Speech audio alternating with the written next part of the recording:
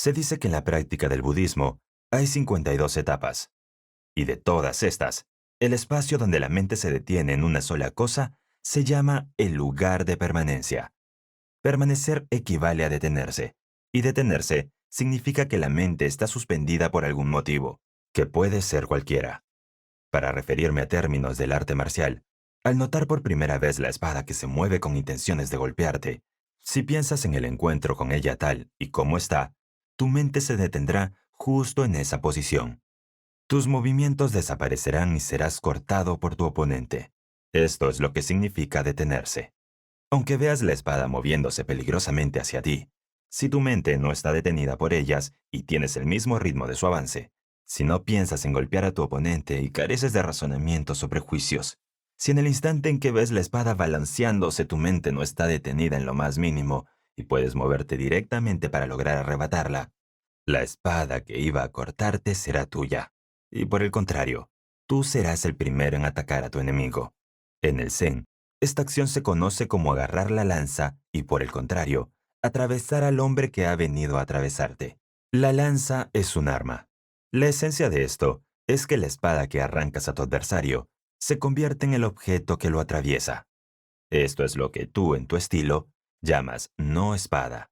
Sin importar que sea por el golpe de tu enemigo, tu propia estocada, el hombre, la espada, la posición o el ritmo, tu mente se desvía de cualquier manera. Tus acciones flaquearán y serás cortado irremediablemente. Si te colocas ante tu rival, tu mente será tomada por él. No debes colocarla dentro de ti.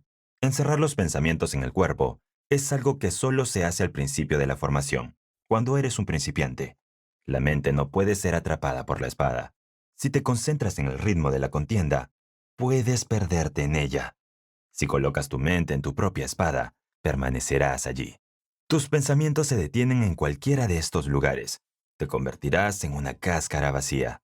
Pueden aplicarse al budismo estas situaciones del arte marcial. En el budismo, esta detención de la mente recibe el nombre de ilusión. Se dice así: la aflicción de permanecer en la ignorancia. Aunque la sabiduría significa inmóvil, no quiere decir que sea una cosa insensible, como la madera o la piedra. Se mueve al igual que la mente, hacia adelante o hacia atrás, a la izquierda o a la derecha, en las 10 direcciones y hacia los 8 puntos, y la mente que no se detiene en absoluto se llama sabiduría inmóvil. Fudo Mio empuña una espada en su mano derecha y sostiene una cuerda en la izquierda. Muestra sus dientes y sus ojos brillan de ira. Su figura se mantiene firme, dispuesta a derrotar a los espíritus malignos que interfieren en la ley budista. Esto no se oculta en ningún territorio del mundo. Su forma pertenece a la de un protector del budismo, mientras que su encarnación es la de la sabiduría inamovible. Así es como se muestra a los seres vivos. Percibido de esta manera, el hombre ordinario se asusta y no tiene intenciones de convertirse en un enemigo del budismo. Quien está cerca de la iluminación comprende que el miedo manifiesta una sabiduría inamovible y despeja cualquier ilusión. Para el individuo que puede hacer evidente su conocimiento y es capaz de practicar físicamente este dharma mental, no dejará proliferar espíritus malignos. Es este el propósito de la misión del Fudo Mio. Se dice que lo que se llama Fudo Mio es la mente inmóvil y el cuerpo no oscilante. Inconmovible significa no estar detenido por nada. Se llama inamovilidad a la acción de mirar algo y no paralizar la mente. Esto se debe a que cuando los pensamientos se detienen en una cosa, se producen varios movimientos, ya que nuestro interior está repleto de prejuicios. Cuando los movimientos cesan, la mente que estaba detenida empieza a desplazarse, pero no lo hace en absoluto. Si 10 hombres vienen hacia ti con espadas cortantes y logras defenderte sin detener la mente en cada acción, pasando al siguiente enemigo sin problemas, no te hará falta una acción adecuada para todos. A pesar de que la mente actúe contra cada uno de los 10 hombres, si no se detiene ante ninguno y reacciona de forma consecutiva, ¿será necesario poseer una acción adecuada? Pero por el contrario, si la mente se detiene ante cada hombre, a pesar de que logres evitar su espada golpeadora, cuando venga el siguiente, la acción correcta habrá desaparecido. Considerando que Canon tiene 1000 brazos en su cuerpo, si la mente se detiene en la extremidad que sostiene un arco, los otros 999 miembros serán inútiles.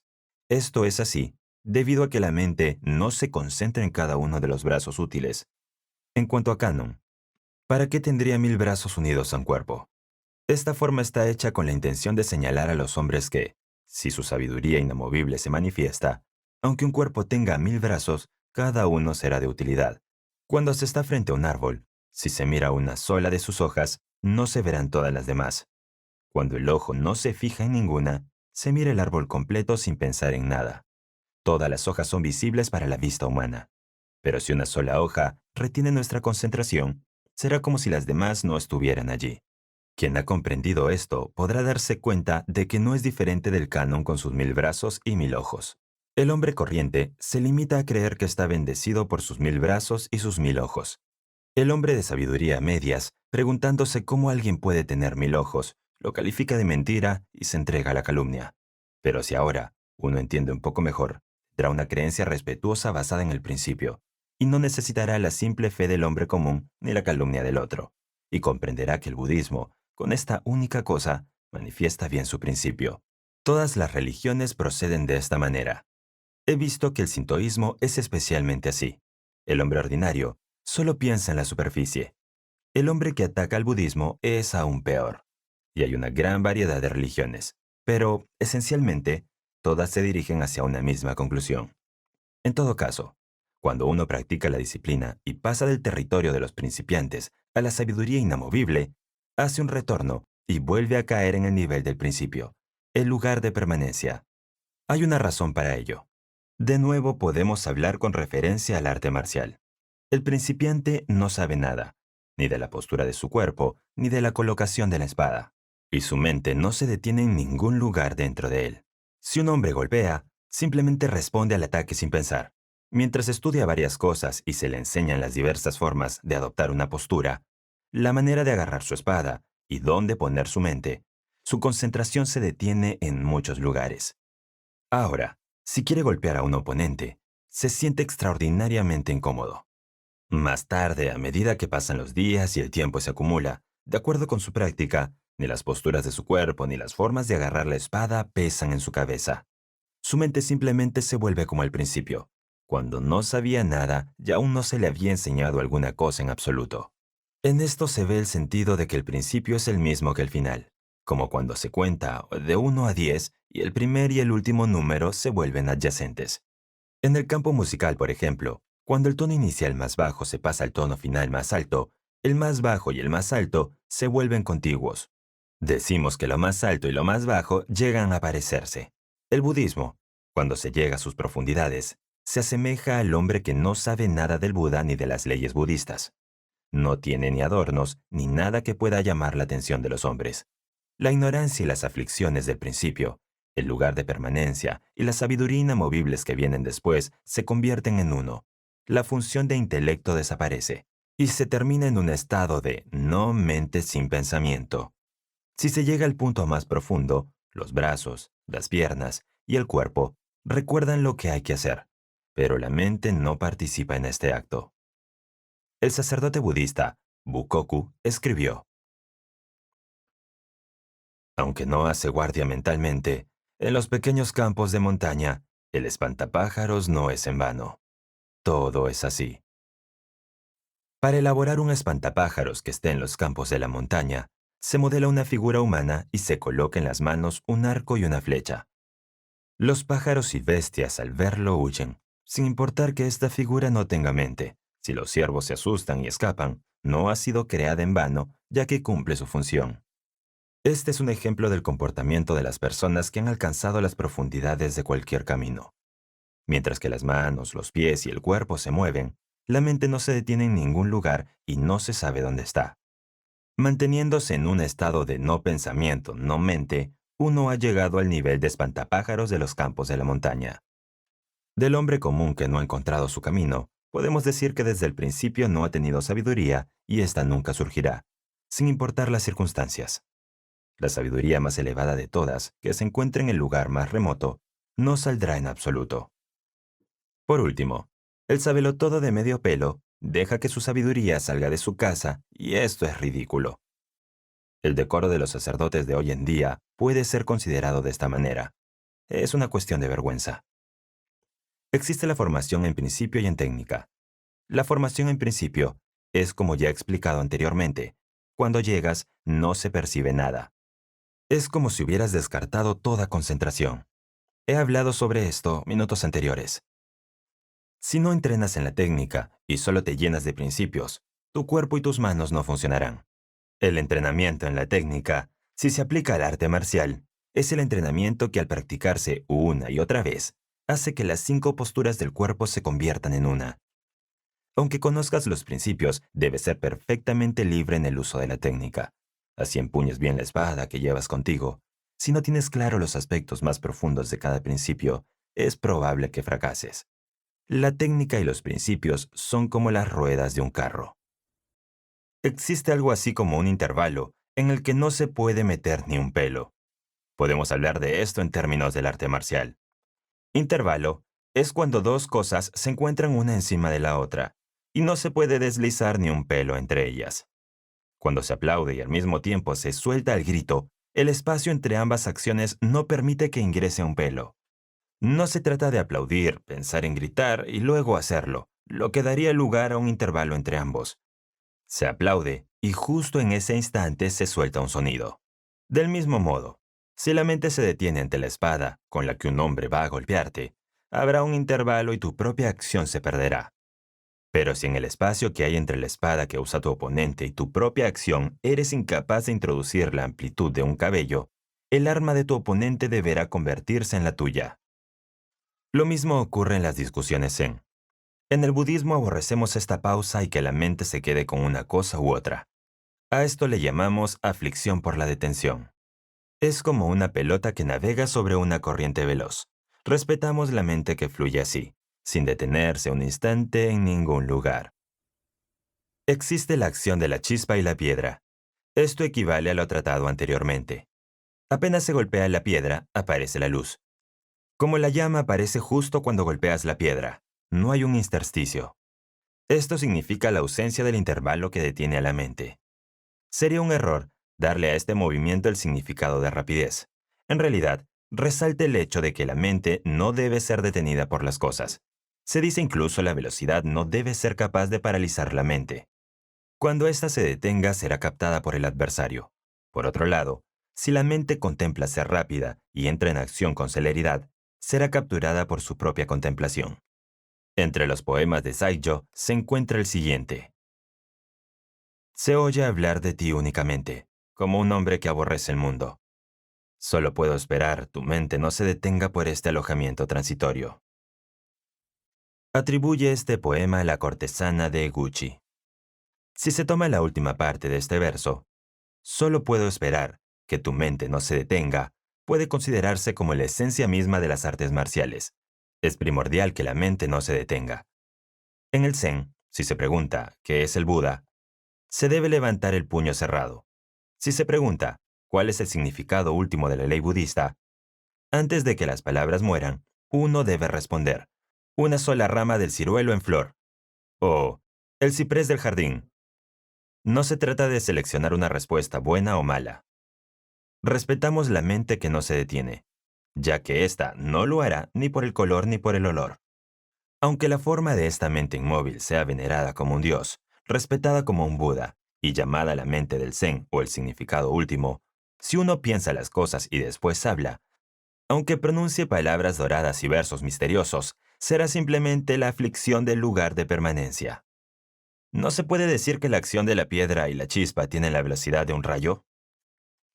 Se conoce como sabiduría inamovible cuando alguien es llamado e inmediatamente responde, ¿sí? Dudar sobre el por qué y para qué de la petición es la aflicción del lugar de permanencia. La aflicción del lugar de permanencia y el hombre común están relacionados con la mente que se detiene o es movida por algo y enviada a la confusión.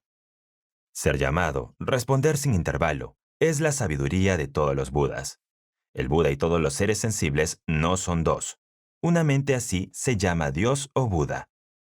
Aunque existen muchas vías, como la de los dioses, de la poesía o de Confucio, todas comparten la claridad de una mente única. Al explicar el significado de la mente con palabras, decimos cosas como, todas las personas poseen esta mente, o Los acontecimientos buenos y malos de la mañana y de la noche son de acuerdo con el karma. O, el hecho de que uno abandone su casa o lleve su país a la ruina es un reflejo de su carácter, porque tanto el bien como el mal dependen de la mente de uno. Hagamos esto rápido. Si te agrada el contenido de este canal y te ha sido de ayuda, ¿podrías darle clic al botón de suscribirse? Con esto, ayudarás a una persona más a encontrarse con esta comunidad. Que quieras ayudar a otros nos hace saber que eres uno de nosotros. Gracias y volvamos al audiolibro. Si la gente ha de saber cómo es esta mente, solo se confundirá con ella si no hay una persona verdaderamente iluminada que se lo muestre.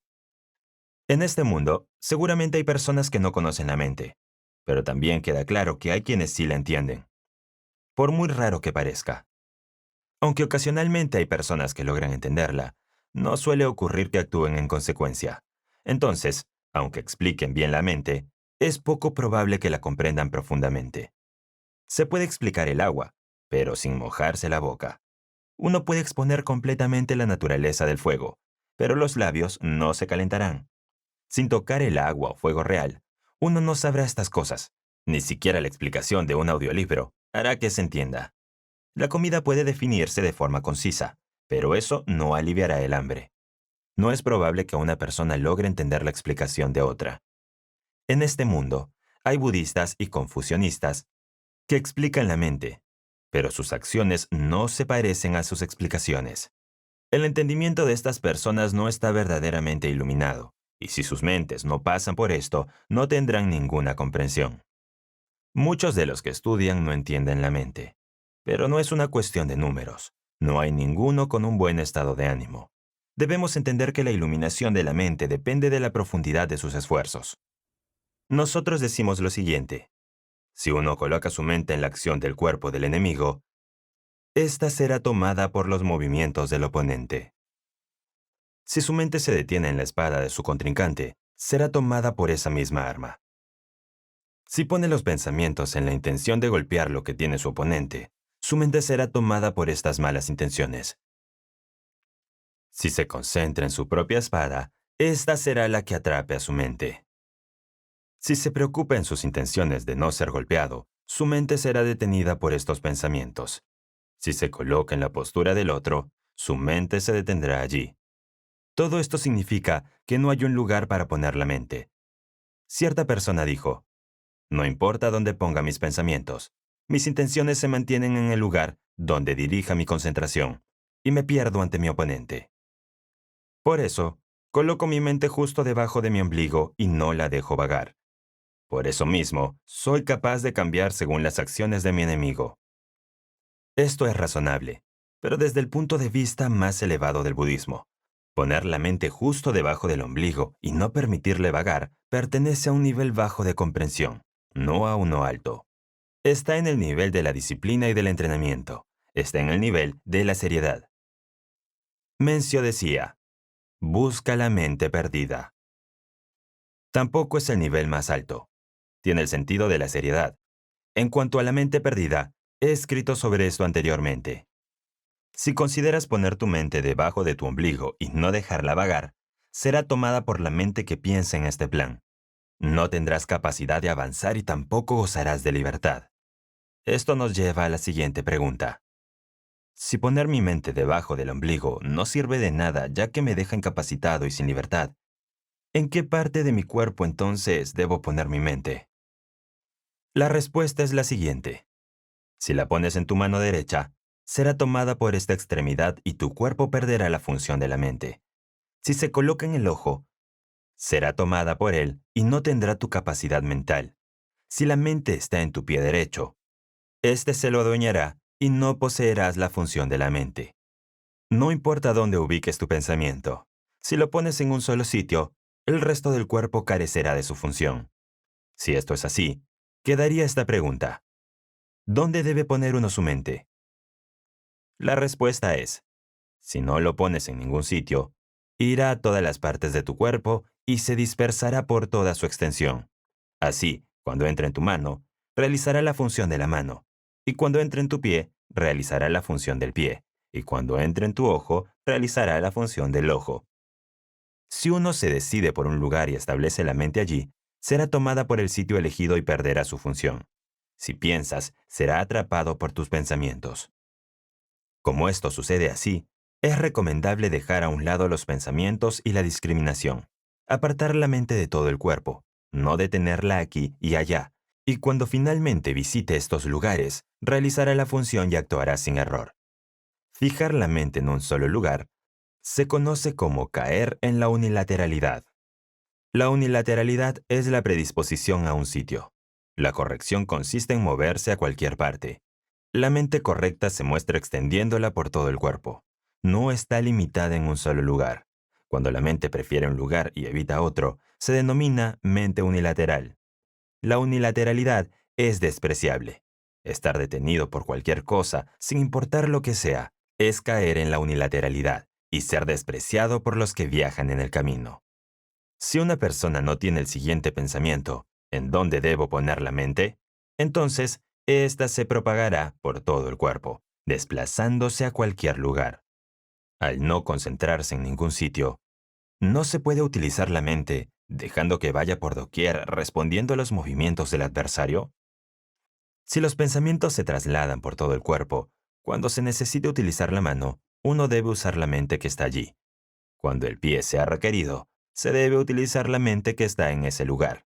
Pero si determinas una sola área en donde ponerla, cuando intentes sacarla se quedará allí, careciendo de una función. Si mantienes la mente como un gato amarrado, sin permitirle moverse, limitándola en tu interior, ahí se quedará detenida. Abandonándola dentro de tu cuerpo, no irá a ninguna parte. La disciplina es el esfuerzo por no detener la mente en un solo lugar. Esta acción es el objeto y la esencia. Si se pone en ningún lado, estará en todos. Incluso al mover la mente fuera del cuerpo, si se envía en una sola dirección, faltará en otras 9. Si la mente no se limita a un solo sitio, estará en 10 direcciones. La mente correcta es aquella que no permanece en un solo lugar. Es la que se extiende por todo el cuerpo y el ser. La mente confusa, por otro lado, es la que se congestiona en un solo lugar al pensar en algo. Cuando la mente correcta se detiene y asiente en un sitio, se convierte en la mente confusa. Cuando la mente correcta se pierde, sus funciones desaparecen. Por esta razón, es importante que no se desvíe. Al permanecer en un lugar, la mente correcta es como el agua. Por su lado, la mente confusa se asemeja al hielo, incapaz de levantarse las manos o la cabeza con él. Cuando el hielo se derrite, se convierte en agua y fluye por todas partes, y puede lavar las manos, los pies o cualquier otra cosa. Si la mente se congela en una zona y se queda con una sola cosa, sería como el agua congelada, sin poderse utilizar libremente. Un hielo sin facultades para lavar el cuerpo. Cuando la mente se funde y se utiliza como el agua, extendiéndose sin restricciones, puede ser enviada a donde uno quiera. Esta es la mente correcta. La mente existente es la misma que la mente confusa, y se conoce como la mente que existe. Piensa en una dirección y no considera al sujeto. Cuando hay objeto de pensamiento en su interior, surgen la discriminación y los pensamientos. Por eso es conocida como la mente existente. La no mente es lo mismo que la mente correcta. No se congela ni se fija en un solo lugar. No discrimina ni piensa en exceso, sino que vaga por todo el cuerpo y se extiende por todo el ser. La no mente está ubicada en un sitio en particular. Sin embargo, es como la madera o la piedra. Se llama no mente cuando no hay un lugar para detenerse. Cuando se paraliza es porque hay algo en la mente. Si no hay nada en los pensamientos, recibe el nombre de no mente. También se le conoce como no mente sin pensamientos. Cuando la no mente ha sido bien desarrollada, no se frena en una cosa ni le falta ninguna. Es como el agua que se desborda y existe en sí misma. Aparece apropiadamente cuando se enfrenta a un momento de necesidad. La mente que se fija y se detiene en un lugar no funciona libremente. Del mismo modo, las ruedas de un carro giran porque están rígidas en su sitio. Si se apegaran a un solo lugar, no girarían. La mente también es algo que no funciona si se concentra en una sola situación. Si hay algún pensamiento dentro de la mente, Aunque escuches las palabras de otra persona, no podrás escucharla en realidad. Esto no se da porque tu mente se ha detenido con tus propios pensamientos. Si tu concentración se dirige en la dirección de estos pensamientos, aunque escuches, no escucharás, y aunque mires, no verás. Esto sucede porque tienes algo en tu mente. Lo que hay es el pensamiento. Si eres capaz de eliminar esta cosa que está ahí, tu mente se convertirá en no mente y funcionará cuando sea necesario, utilizando la forma adecuada. La mente que piensa en remover lo que está dentro de ella estará ocupada en esta tarea.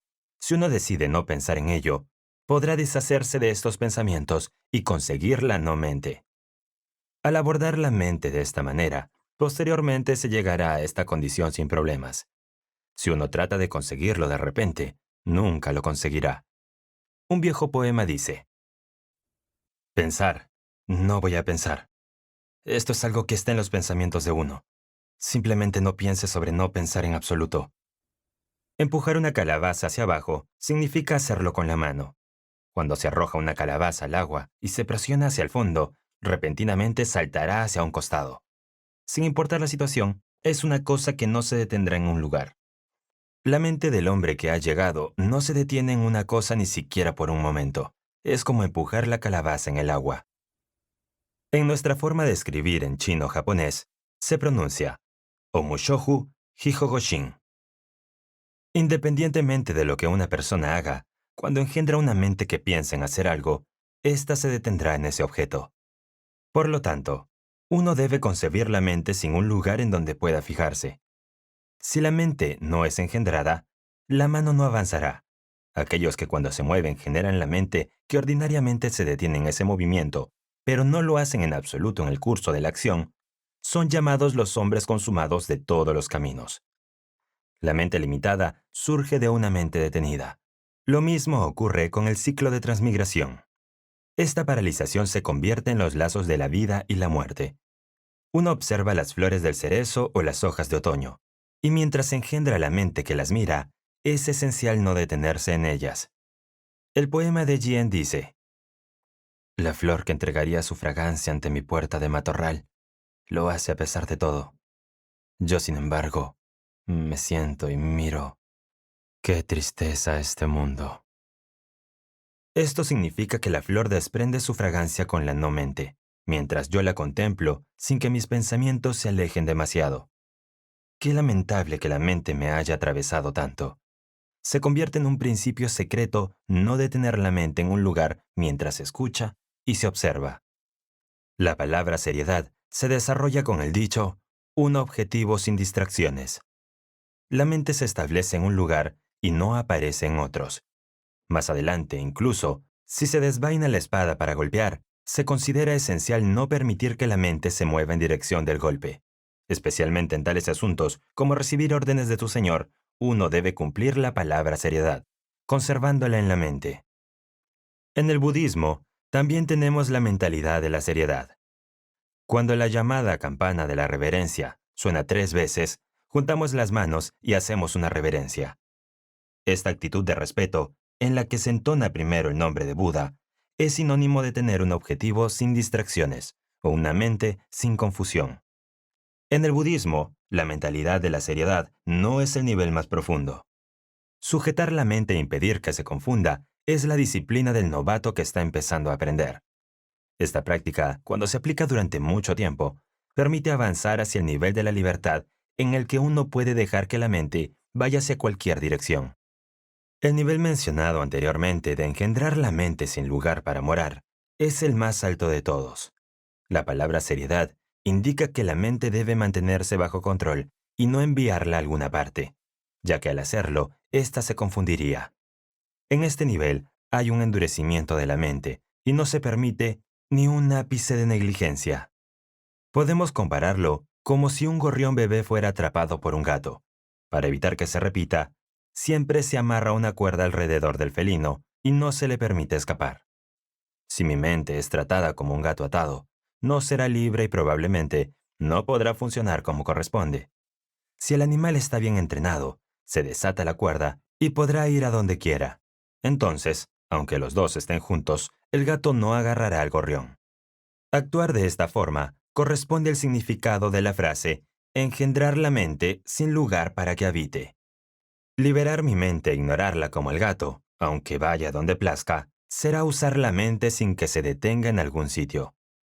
Si ponemos esto en términos del arte marcial, la mente no se detiene por la mano que blande la espada. Completamente ajeno al movimiento amenazante, uno golpea y corta a su adversario. No fija su mente en el otro. El oponente es el vacío. Yo soy el vacío. La extremidad que sostiene la espada, el arma misma, es el vacío. Comprende esto, pero no dejes que tu mente sea tomada por el vacío. Cuando el sacerdote Zen de Kamakura, Mugaku, fue capturado durante los disturbios en China y estuvo a punto de ser abatido, citó Gata: con la velocidad de un relámpago, corta la brisa de primavera. Y el soldado tiró su espada y huyó. Mugaku quería decir que, al blandir la espada, en el tiempo extremadamente breve que tarda para que el rayo caiga, no hay mente ni pensamiento. Para el arma que ataca, no hay mente. Para el que va a ser golpeado, tampoco. El atacante es el vacío, su espada también lo es. Yo, que estoy a punto de ser golpeado, soy el vacío. Si esto es así, el individuo que golpea no es un hombre en absoluto. La espada que golpea no es una espada. Y para mí, la persona que está a punto de ser cortada, en un relámpago fulgurante, se asemejará a atravesar la brisa que sopla en el cielo de primavera. Es la mente la que no se detiene en absoluto, y no es probable que la espada reaccione al cortar a través del viento. Olvídate completamente de la mente y harás todas las cosas bien. Cuando bailas, la mano sostiene el abanico y el pie mantiene el ritmo. Al no olvidarte de todo y seguir concentrado en actuar bien con las manos y los pies y en bailar con precisión, no puede decirse que seas hábil.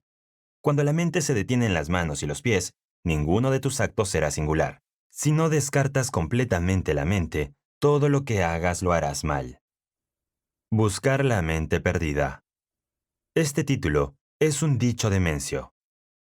Significa que uno debe buscar la mente perdida y devolverla a su lugar adecuado. Si un perro, un gato o un gallo se escapan con un destino incierto, uno lo busca y lo trae de vuelta. Del mismo modo, cuando la mente dueña del cuerpo se va por un camino perverso, ¿por qué no la buscamos y la devolvemos a nosotros? Esto es lo más razonable. Pero también hay un dicho de Shao Kanxie que dice: es esencial perder la mente. La idea general es que cuando la mente está atada, se cansa, y como el gato es incapaz de funcionar como debería. Si la mente no se detiene con las cosas, no se manchará y podrá utilizarse bien. Deja que se vaya por donde quiera. Dado que la mente se ensucia y se detiene, se nos advierte que no nos dejemos que esto ocurra, y se nos motiva a buscarla y devolverla a nosotros mismos. Esta es la primera etapa del entrenamiento. Debemos ser como la flor de loto, que no se mancha con el barro del que surge. Aunque el hado exista, no debemos afligirnos por ello. Uno hace que su mente sea como el cristal bien pulido que no se mancha, aunque se mete en la tierra. La deja ir a donde quiera. El efecto de presionar a la mente es quitarle su libertad. Ponerla bajo control es algo que se hace solo al principio. Si uno permanece así durante toda la vida, al final nunca alcanzará el nivel más alto. De hecho, no se elevará por encima del más bajo. Cuando uno se entrena es bueno recordar el dicho de Mencio: busca la mente perdida. Sin embargo, lo último está en la frase de Shao Kanxie: es esencial perder la mente. Entre los dichos del sacerdote Chun Feng se encontraba el siguiente: tened una mente que se ha dejado ir. El significado de estas palabras es exactamente el mismo que el de Shao Kanxie, quien dice que debemos desprendernos de nuestros pensamientos. De esta forma, no está advirtiendo de que no debamos buscar la mente perdida ni atarla en un lugar. Chun Feng también dijo: no hagas ninguna provisión para la retirada. Esto significa tener una mente que no se altere. Es decir, que un hombre debe tener en cuenta que, aunque avance bien una o dos veces, no debe retroceder cuando esté cansado o en circunstancias inusuales. Hay un refrán que dice: lanza cualquier pelota a una corriente rápida y nunca se detendrá. Esto significa que si arrojas una pelota al agua que fluye rápidamente, ésta flotará por las olas y jamás se detendrá. Hay un dicho que dice, cortar el borde entre el antes y el después. Es decir, no hacerse de la mente que está en los momentos previos, permitiendo que los rastros del presente permanezcan. Ambos son malos. Uno debe cortar el intervalo entre el anterior y el presente. Su significado está en cortar el borde entre el antes y el después, entre el ahora y el entonces. No hay que detener la mente. Hoy no quemes los campos de Musashino. Tanto el cónyuge como yo nos ocultamos en las hierbas de la primavera. Alguien ha expresado el significado de este poema de esta manera. Mientras las nubes blancas se juntan, las glorias de la mañana ya se desvanecen. Hay algo que he pensado personalmente, sobre lo cual deseo aconsejar. Y aunque sé que es solo mi cuestionable y humilde opinión, siento que es el momento adecuado. Y por ello, escribiré lo que percibo. Como eres un maestro en las artes marciales, sin igual en el pasado o presente, eres más destacado en rango, salario y reputación. Despierto o dormido, no debes olvidar nunca esta gran bendición, y para devolver este favor, así sea de día o de noche, solo ten en mente cumplir con tu lealtad. La lealtad consiste, en primer lugar, en hacer que tu mente sea correcta, en disciplinar tu cuerpo, no dividir tus pensamientos respecto a tu Señor, ni siquiera por un pelo, y en no tener resentimientos ni culpar a los demás. No descuides tu trabajo diario. En casa, sé fraternal. No dejes que ocurra nada incidente entre marido y mujer. Sé correcto en la formalidad. No aprecies a las amantes. Aléjate del camino de la sensualidad. Sé austero como un padre y actúa de acuerdo con la vía. Al emplear a los subordinados, no hagas distinciones motivado por sentimientos personales. Emplea a los hombres que son buenos y únelos a ti. Reflexiona tus propias deficiencias. Dirige correctamente el gobierno de tu provincia y aleja a los que no tienen bondad. De este modo, los hombres valerosos avanzarán cada día, y los que no lo son se verán naturalmente influenciados cuando vean que su Señor ama el bien. Así dejarán el mal y se volverán ellos mismos hacia la virtud. De esta manera, tanto el Señor como el criado, el superior y el inferior, serán hombres buenos, y cuando el deseo personal se diluye y se abandone el orgullo, la riqueza de la provincia abundará. El pueblo estará bien gobernado. Los hijos se mantendrán en comunión con sus padres, y superiores y subalternos trabajarán junto como manos y pies. La provincia se volverá pacífica por sí misma. Este es el principio de la lealtad. Un soldado absolutamente decidido sería tu predilección en cualquier situación que se presente, incluso si tuvieras el mando de cientos de miles de hombres. Cuando toda la mente del canon de los 1000 brazos es correcta, cada una de las extremidades será de utilidad. Del mismo modo, si la mente de tu arte marcial es correcta, la función mental será libre, e incluso 1000 enemigos estarían a merced de tu única espada. ¿No es esto una gran lealtad? Otras personas no pueden distinguir si la mente es correcta o no. Cuando surge cualquier pensamiento, tanto el bien como el mal están presentes. Si uno piensa en el fundamento del bien y del mal, y hace el bien, y se abstiene del mal, su mente se volverá correcta por sí misma. Saber lo que es dañino pero no abstenerse de ello, es una enfermedad de los propios deseos. Ya sea por amor a la sensualidad o a la autocomplacencia, se trata de que la mente desee algo. Entonces, incluso tratándose de un hombre bondadoso, sus buenas acciones no serían de utilidad si no suspende sus inclinaciones. Complacerse una vez con un hombre ignorante, aficionarse a él y darle una cita mientras no se utiliza el hombre bueno que hay, es lo mismo que no tener ningún hombre bueno. Aunque no empleara a miles de hombres, es improbable que hubiera uno que se mantuviera a la altura de su señor en un momento de emergencia. En cuanto a los jóvenes ignorantes y malvados que una vez fueron tan atractivos, al no ser sus corazones correctos desde el principio, en ningún caso serían capaces de pensar en sacrificarse al enfrentar una situación real. No he oído ni una sola vez, ni siquiera en el pasado, de hombres con mentes incorrectas que se mantuvieran en buena posición ante sus señores.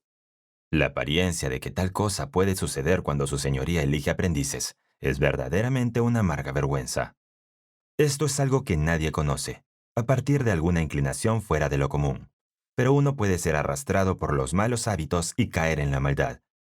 Aunque pienses que nadie conoce estas faltas, ya que no hay nada tan claro como lo que se ve con poca claridad, si son reconocidas en tu propia mente, lo serán por el cielo, la tierra, los dioses y el pueblo. Si tal es el caso, ¿no está verdaderamente en peligro la protección de la provincia? Deberías reconocer esto como una gran deslealtad. Por ejemplo, por mucho que tú mismo profieras lealtad a tu señor, si la gente de tu grupo no está en armonía y la población del valle de Yagyu te da la espalda, todo lo que hagas será un fracaso. Se dice que, en todas las cosas, si quieres saber los puntos buenos y malos de un hombre, debes conocer a los criados y subalternos que ama y emplea, y los amigos con los que se relaciona íntimamente. Si el señor no es correcto, ninguno de sus sirvientes y amigos lo será. Si es así, será despreciado por todos, y las provincias vecinas lo repudiarán. Pero si el señor y sus criados son buenos, serán muy bien considerados por todos. Se dice también que un buen hombre es considerado como una joya por la provincia. Deberías experimentar esto personalmente. Cuando estés en un lugar donde la gente te reconozca, si evitas la injusticia, te distanciarás de la gente sin carácter y amarás a los sabios. El gobierno provincial será más correcto y tú serás el mejor de todos los leales. En lo que respecta al comportamiento de su honrable hijo, es inconsecuente atacar las malas acciones de un niño si el propio padre es quien obra incorrecto. Si primero corriges tu conducta y luego expresas tus opiniones, no solo él se corregirá naturalmente, sino que su hermano menor, el maestro Naisen, aprenderá de su conducta y se volverá virtuoso. Así, padre e hijos se transformarán en hombres buenos. Este sería un resultado feliz. Se dice que uno acepta a los hombres o los expulsa de acuerdo a su rectitud mental. En este momento, como eres un criado favorecido, es absolutamente impensable que se reciban sobornos a manos llenas de todos los señores de la provincia, o que se olvide la rectitud de la mente a causa de la avaricia. Creo sinceramente que es una enfermedad que disfrutes del rambú.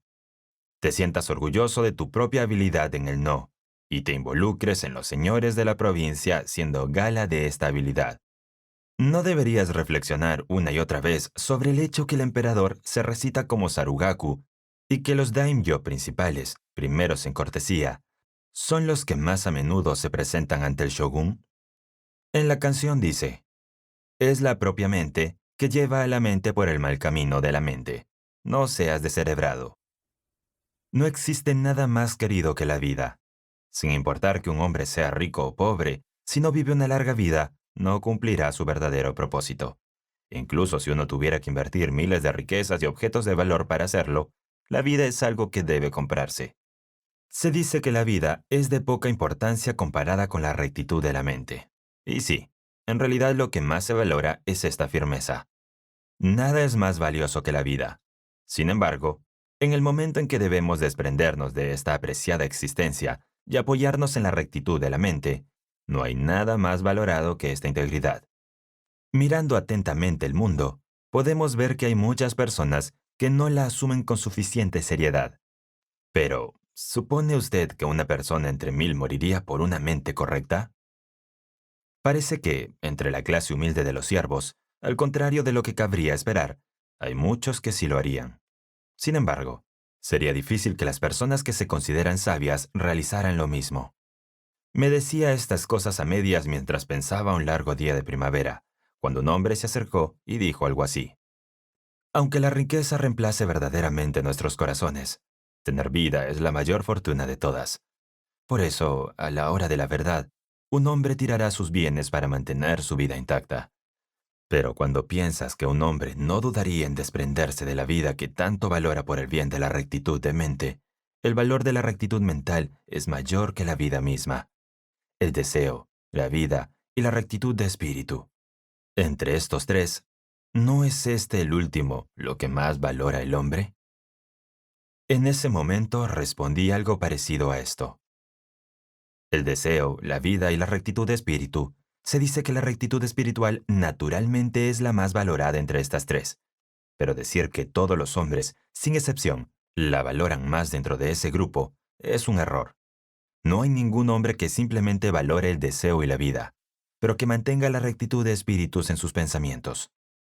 Entonces, otro hombre dijo, La riqueza es una joya de la vida. Sin la existencia, la forma es inútil, por lo que solo la vida es valiosa. Sin embargo, se dice que hay muchos que tiran sus días a la ligera por la rectitud de la mente. Pregunté, ¿hay alguien capaz de entregar su vida fácilmente para obtener el bien de la rectitud mental?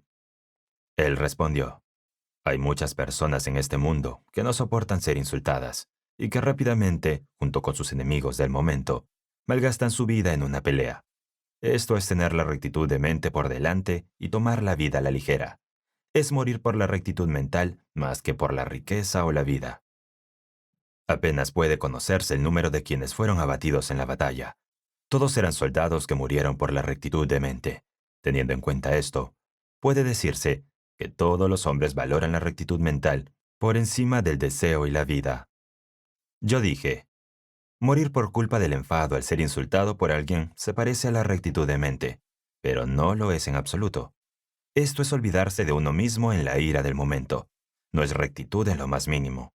Su nombre correcto es ira y nada más. Antes de que una persona sea insultada, ya se ha alejado de la rectitud mental, y por esta razón sufre el insulto. Si la rectitud de mente es correcta cuando se asocia con otros, no será insultado por ellos. Al ser insultado, uno debe darse cuenta de que ha perdido su propia rectitud mental antes de la ofensa. La rectitud mental es un estado de extrema importancia. Su sustancia no es otra que el principio celestial, que le otorga vida a las cosas. Cuando el cuerpo humano lo adquiere, se le llama naturaleza. Sus otros nombres son virtud, camino, corazón, probidad y propiedad. Aunque el nombre cambie según la situación y aunque su función sea diferente, sustancialmente es una sola cosa. Cuando se escribe como corazón humano y la situación implica una relación natural, su función es la benevolencia. Cuando se escribe como rectitud mental y la situación implica la posición social y la integridad, su función es no cometer errores en la claridad del juicio, incluso al morir. Si uno no ha dado con el principio, no tiene rectitud de mente, aunque algunos piensan que si una persona acaba de morir, tenía esta cualidad. Se considera que la rectitud en la sustancia desprovista de perversidad, además, constituye el núcleo de la mente humana. Al utilizar la firmeza de este núcleo mental como una cuerda de guía, todo lo que se produzca mostrará rectitud. Despreciar este núcleo y morir por deseo no es una muerte digna de la mente recta. En cuanto a las personas que mueren por la rectitud de espíritu, ¿puede haber realmente una entre mil que lo haga? A este respecto, desde el momento en que uno ha entrado al servicio de un daimyo, la ropa que lleva a la espalda, la espada que carga, su calzado, su palanquín, su caballo y todo su material, todos sin excepción, se deben al favor de su señor. La familia, la esposa, los hijos y sus propios criados, todos ellos y sus relaciones reciben la protección del amo. Teniendo estos favores bien grabados, un hombre se enfrentará a los enemigos de su señor en el campo de batalla y entregará su única vida. Esto es morir por la rectitud de mente. Esto no es por el honor del propio hombre, tampoco para obtener fama, salario y un feudo. La sinceridad del núcleo de la mente consiste únicamente en recibir un favor y devolverlo. ¿Hay una persona entre mil que moriría así? Si hubiera una persona entre todas esas, entonces habría 100 entre 100.000. Y para cualquier eventualidad habría 100.000 hombres disponibles. En realidad sería difícil encontrar a 100 personas de buena voluntad. Independientemente de la época, siempre que el país está desordenado, podía haber de 5 a 7.000 cadáveres después de una batalla. Entre ellos había hombres que se enfrentaban al enemigo y se hacían de una reputación. Otros fueron abatidos por el enemigo sin que nadie se diera cuenta. Parece que todos estos guerreros murieron por su rectitud, pero muchos de ellos no lo hicieron. Muchos murieron por su nombre y su beneficio. El primer pensamiento es hacer algo por la fama. El segundo es pensar en establecer un nombre y más tarde en recibir tierras y ascender en el mundo. Hay personas que logran hazañas notables, atraen la fama y sobresalen. Otros mueren en combate. Hay entre los samuráis más viejos quienes se aseguran un nombre en la próxima batalla para, ya en su vejez, dejárselo a sus descendientes. O si no mueren, tratarían de dejar tanto el nombre como el patrimonio. Todos ellos se toman la vida con ligereza, preocupados por el nombre y el beneficio. La suya es una muerte de sangre caliente nacida del deseo. No se trata de una mentalidad correcta. Aquellos que reciben una palabra amable de su Señor y dedican su vida a Él, también mueren con rectitud. Pero no hay nadie que valore la rectitud de mente, aunque sea lo que más se debería valorar. Así que aquellos que arrojan su vida por el deseo y que valoran su existencia exponiéndose a la vergüenza, permanecen a los que toman la rectitud a la ligereza, sin importar que vivan o mueran. Chen Jing y Chu Chiu murieron juntos por la rectitud de mente.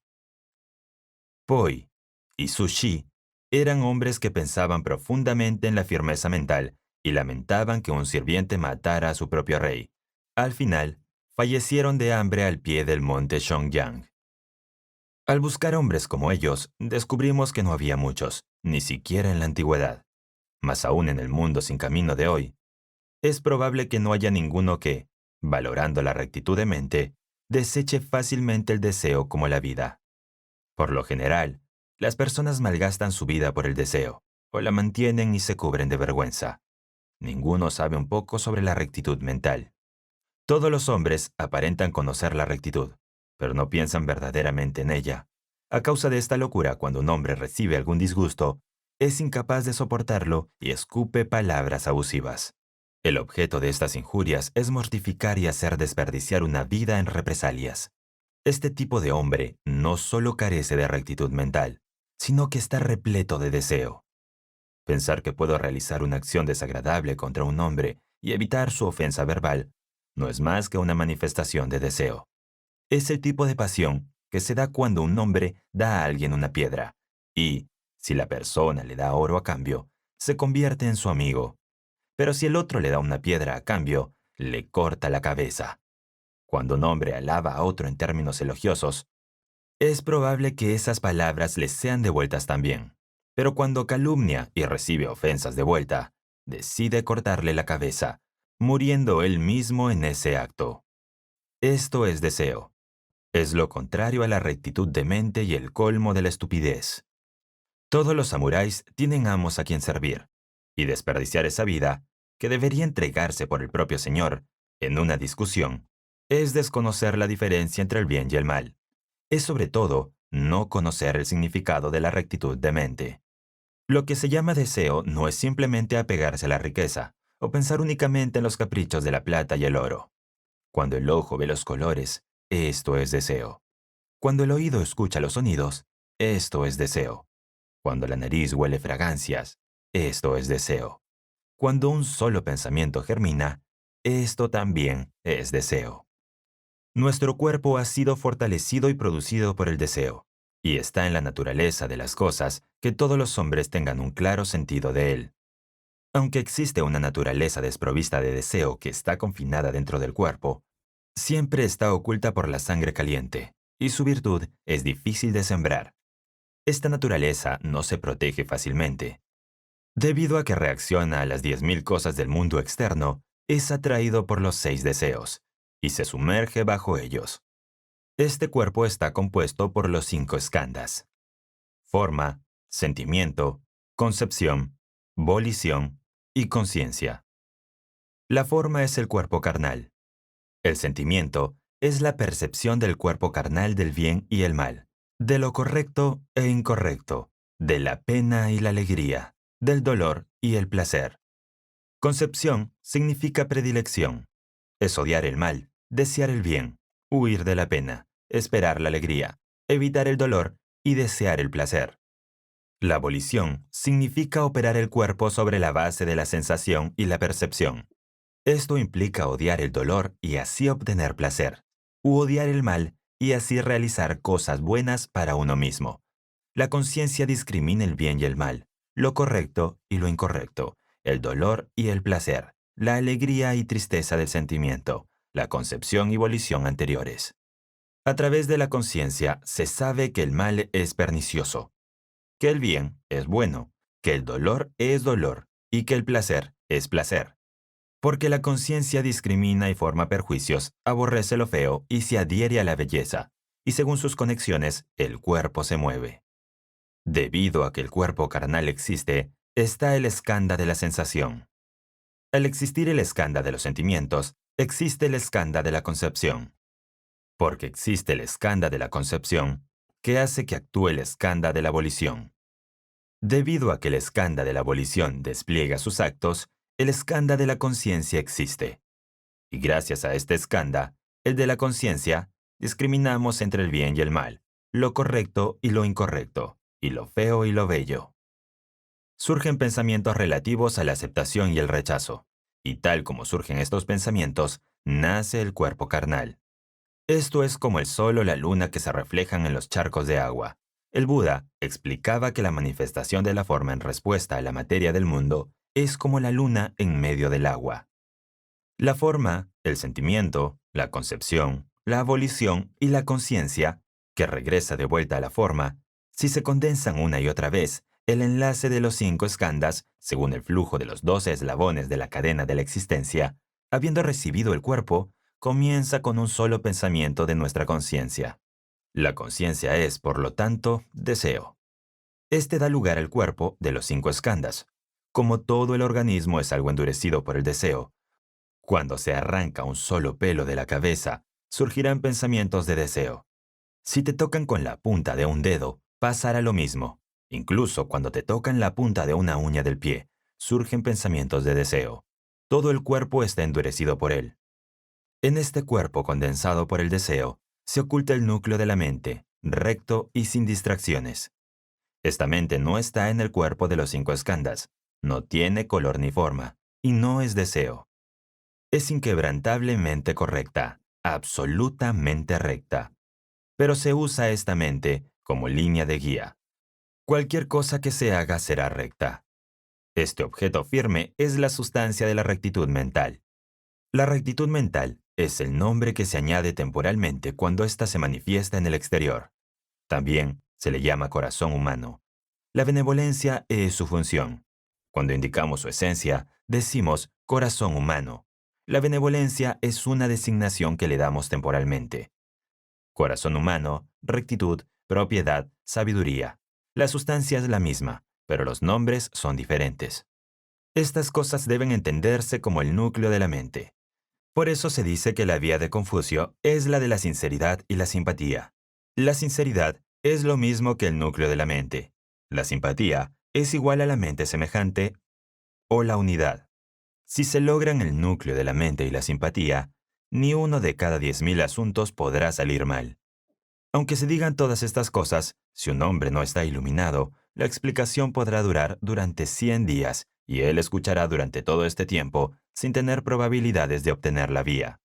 Al hablar así, seguramente habrá quienes niegan lo que decimos. Lo mejor sería observar los pensamientos y acciones más íntimos de las personas que dan conferencias y escuchan los clásicos de Confucio. Lo mismo ocurre con los que enseñan y escuchan las escrituras budistas. Esto no es solo una crítica al confucianismo. Una persona puede ser tan elocuente como un arroyo, pero si su mente no ha sido iluminada y si no ha visto su verdadera naturaleza, no será alguien en quien se pueda confiar. Deberíamos ser capaces de distinguir esto rápidamente por el comportamiento de una persona.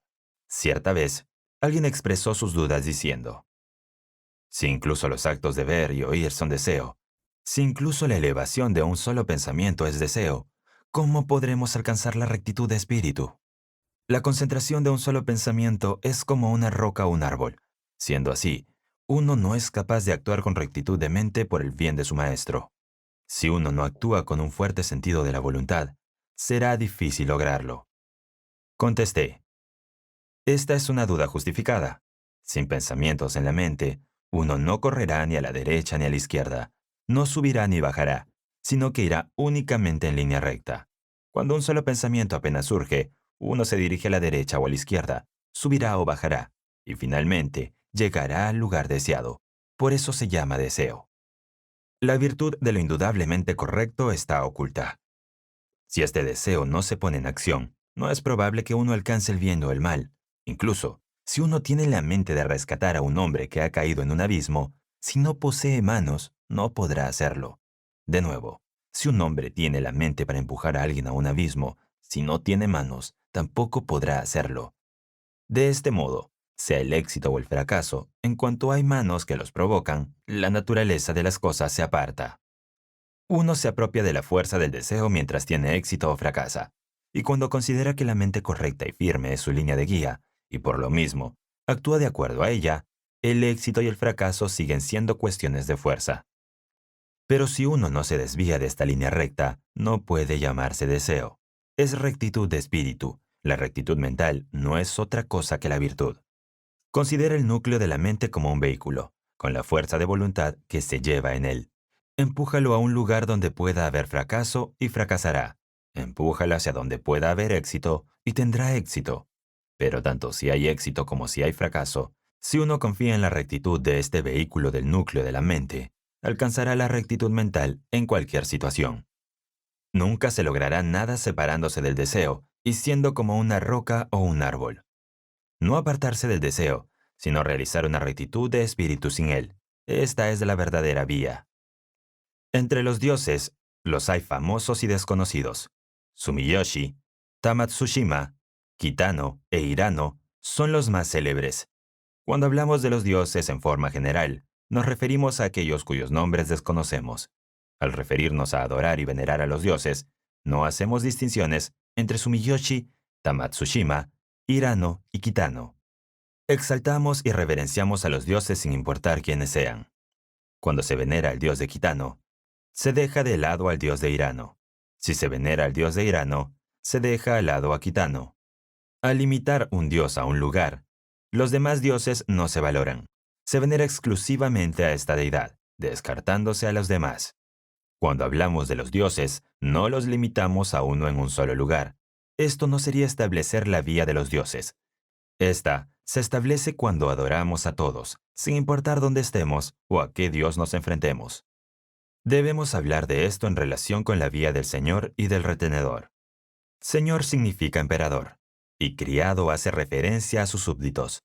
Señor y criado no son palabras que se utilicen para personas de rango inferior a estos, pero por el momento las emplearemos de esa manera. Entre los señores, hay quienes son famosos y otros cuyos nombres son desconocidos. Entre los criados, también es probable que haya algunos muy reconocidos y otros que no lo sean. Al hablar de un señor famoso, un hombre dirá algo como, «Nuestro señor es Matsui Dewa», o «Mi señor es Yamamoto Tajima». Al hablar de superiores desconocidos, se dice simplemente «el señor», sin mencionar su nombre. Para un súbdito, la vía del señor debe establecerse si simplemente piensa en términos de «el señor». Y para el superior, si solo piensa en «el súbdito», la vía del súbdito deberá instaurarse. Hace tiempo se decía que un criado sabio no sirve a dos señores. Esto quiere decir que se pensaba que un súbdito nunca tendría dos amos.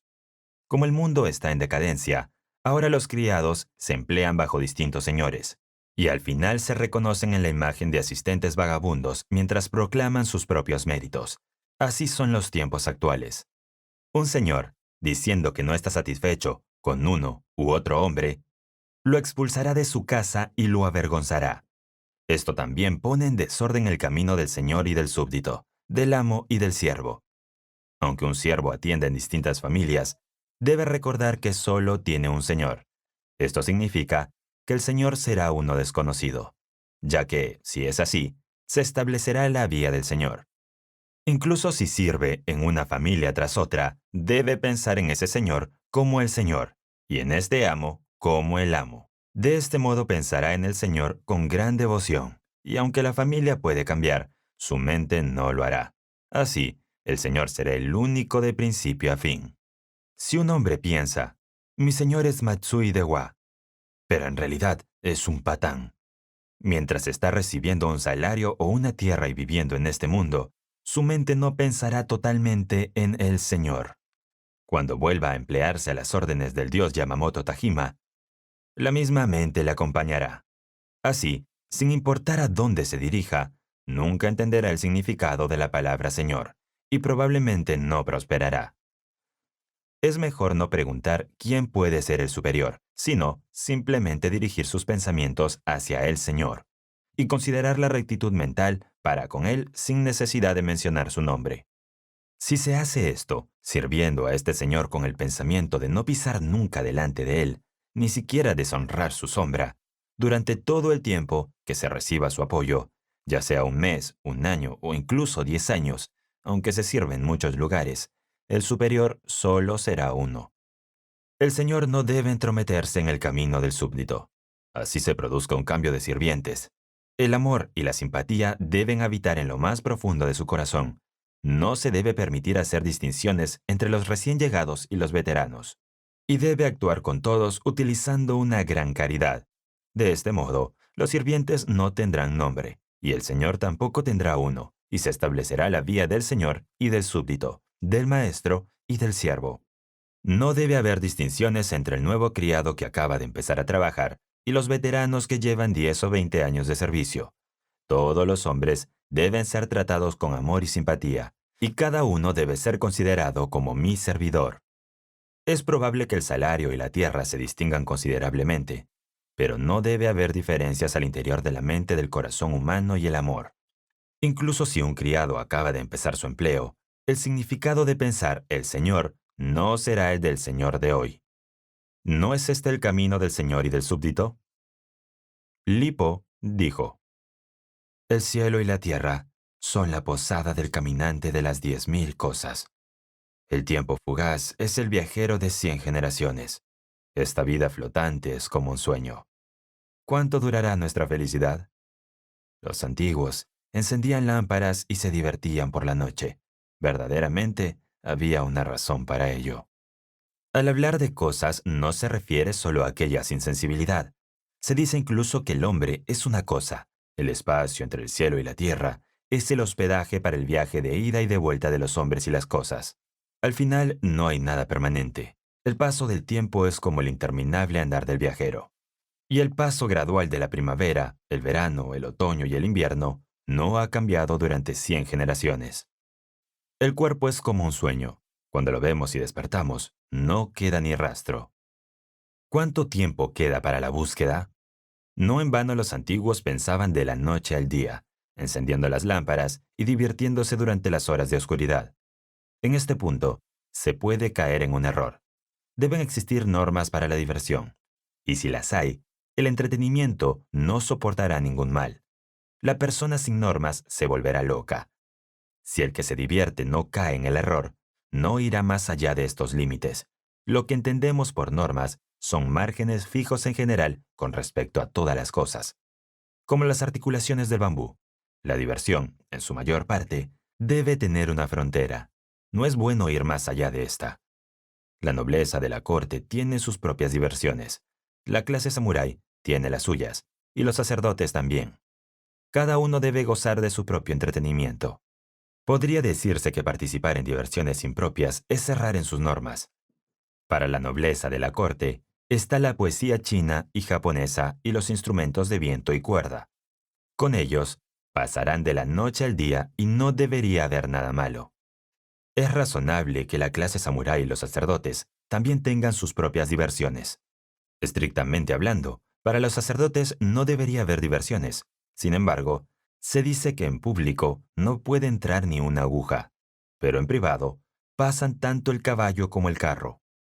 Esto significa que, simpatizando con la mente del hombre y reconociendo que el mundo ha cambiado, deberíamos permitirles tener también sus propias diversiones. Mientras que se reúnan solos en la noche, se les debería permitir componer poesía china y japonesa. Incluso los versos enlazados pueden ser correctos. Por otro lado, no está de más que inclinen sus corazones hacia la luna y los cerezos en flor, y acompañados por jóvenes de 14 o 15 años, vayan a un lugar donde se pueda ver la luna abajo de las flores, con una buena jarra de sake en la mano, compartiendo algunas copas entre ellos. Tener una pequeña piedra de tinta y papel para escribir no sería en absoluto de mal gusto.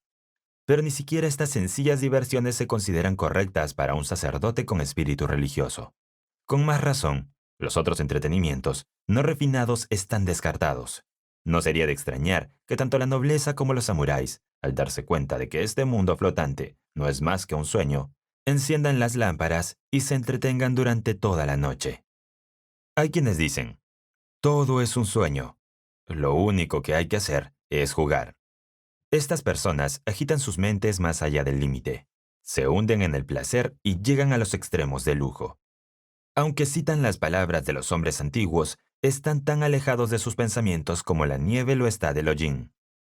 Cuando Ippen Shonin conoció a Oto Kokushi, el fundador del Kokokuji, en el pueblo de Yura, en la provincia de Ki, le dijo: «He compuesto un poema».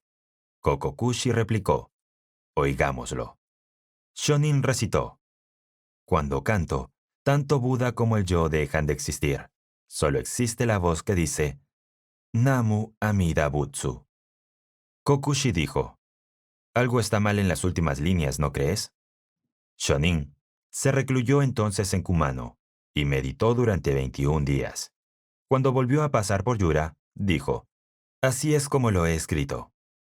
Cuando canto, tanto Buda como el yo dejan de existir. Namu Amida Butsu. Namu Amida Butsu». Kokushi asintió con entusiasmo y exclamó: «Ya está, lo tienes». Esto fue escrito en las notas de Kogaku Osho. Deberíamos revisarlo una y otra vez. Hablaré ahora de las 10 cualidades esenciales. Estas son: forma, naturaleza, encarnación, poder, función, causa latente, causa externa, efecto latente, efecto manifiesto e inseparabilidad total de una y otra. Los 10 mundos son los del infierno: el hambre, la animalidad, la ira, la humanidad, el cielo y la enseñanza, realización, bodhisattva y budeidad. Las 10 cualidades esenciales son así. En general, desde los mundos del infierno, del hambre, de la animalidad, de la ira, de la humanidad y del cielo, hasta los mundos del aprendizaje, de la realización, de la bodhisattva y de la budeidad, todos poseen las 10 cualidades esenciales. Por regla general, una cosa que nace no puede carecer de forma, por lo que se habla de la cualidad esencial de la forma. Aunque ésta puede cambiar multitudinariamente, como forma es la misma. Cuando cambia, lo hace incluso el sonido de su canto. El ruiseñor entona el canto del ruiseñor, el cuco canta el suyo respectivamente. ¿Acaso cada uno de ellos, para expresar su propia forma, cambia hasta el canto que entona?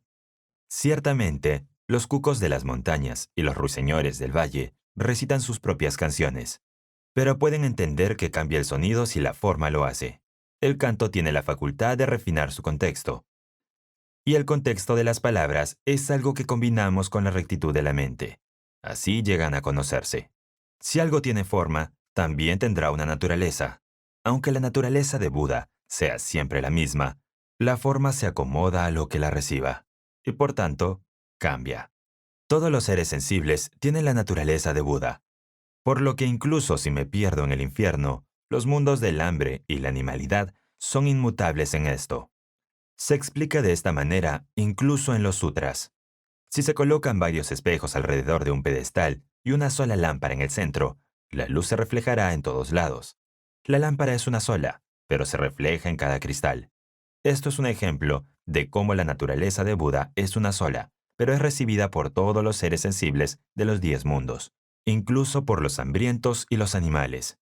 Esto se conoce como el ejemplo del espejo y la lámpara en el Sutra de la Guirnalda de Flores. La personificación significa la encarnación de la ley. En todas las 10.000 cosas hay encarnación y función. La forma nace en la encarnación. Luego, después de haber dado vuelta completa, desaparece. La personificación en sí misma nunca se agota. Digamos que la nieve y el hielo son la función, y que el agua es la encarnación. Cuando el agua se endurece, se convierte en hielo, pero después vuelve a fundirse y se convierte en el líquido original. Consideremos que el agua es una personificación. Este es un ejemplo de la manifestación de la encarnación, cuando las 10.000 formas nacen de la encarnación de la ley y luego mueren. El hombre ordinario es incapaz de ver más allá de la forma, no puede deber la corporeidad. Cuando algo se produce, dice que se ha manifestado. Desde la perspectiva de la iluminación, decimos que se ha manifestado cuando ha vuelto a la corporeidad y ya no puede percibirse.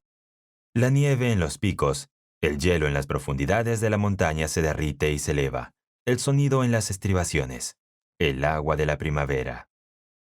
Esto se ha escrito acerca de la encarnación. Si una cosa posee forma, naturaleza y encarnación, también debe tener poder. El poder es la fuerza necesaria para poder funcionar eficazmente. Es lo que está detrás de la realización de todos los fenómenos. Lo que produce el efecto de todas las cosas es el poder. La constancia del eterno pino verde, en medio de hojas exuberantes en la montaña de verano, es especialmente conocida en las canciones. Esto sucede porque no cambia de color ni con las heladas ni lluvias de finales de otoño. Permanece constante incluso durante la temporada más fría del año, y por eso se canta acerca de él, considerándolo como la cualidad esencial del poder.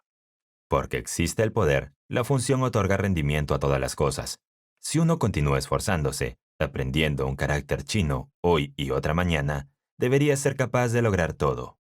El significado de la función debe entenderse a través del dicho. El viaje de 1000 millas comienza con un solo paso. Dada la forma, la naturaleza, la encarnación, el poder y la función, no importa lo que se haga, puede hacerse a voluntad. Esto es la causa latente. Si algo no se realiza, es en perjuicio propio y no hay nada que pueda hacerse. Sin la causa latente y la causa externa, es probable que no se llegue al estado de la budeidad. El carácter chino de causa latente, por ejemplo, también se lee como depende de. Esto significa que, dependiendo de una cosa, se obtienen otras. Se dice que plantar una semilla en la tierra en época de primavera es la causa latente. Y aunque no lo haya plantado firmemente, si no hay ayuda de la lluvia y el rocío, no crecerá. La ayuda de la lluvia y el rocío es la causa externa. Dependiendo del agua y el rocío, la planta crecerá y habrá frutos de otoño. Esto es el efecto latente. Cuando el corazón está lleno y no se pondrá a descansar, mis esperanzas serán después de 1000 vainas de la vid de madreselva. Esto significa que el establecimiento de la madreselva es la causa latente de casarse. Además, dice que la intermediación es la causa externa. Y al final, la pareja se convierte en marido y mujer, y prospera con los hijos. Es un ejemplo de efecto latente. Del mismo modo, si uno quiere convertirse en un Buda, y no actúa primero de acuerdo con la causa latente, no alcanzará el estado de Buda. Hacer la causa latente una disciplina te permitirá obtener el efecto más adelante. La palabra efecto tiene el significado de fruto. Según la siembra de la causa latente en primavera, se obtiene el fruto en otoño. Esto es un ejemplo del estado de Buda. Causa externa se ve en las notas anteriores. El barco a vela seguramente ha pasado al cabo de Wada, conducido como está por los vientos de la montaña de Muko. El barco es la causa latente. El viento es la causa externa. Llegar a la orilla es el efecto latente. Sin el barco no se puede llegar al otro lado.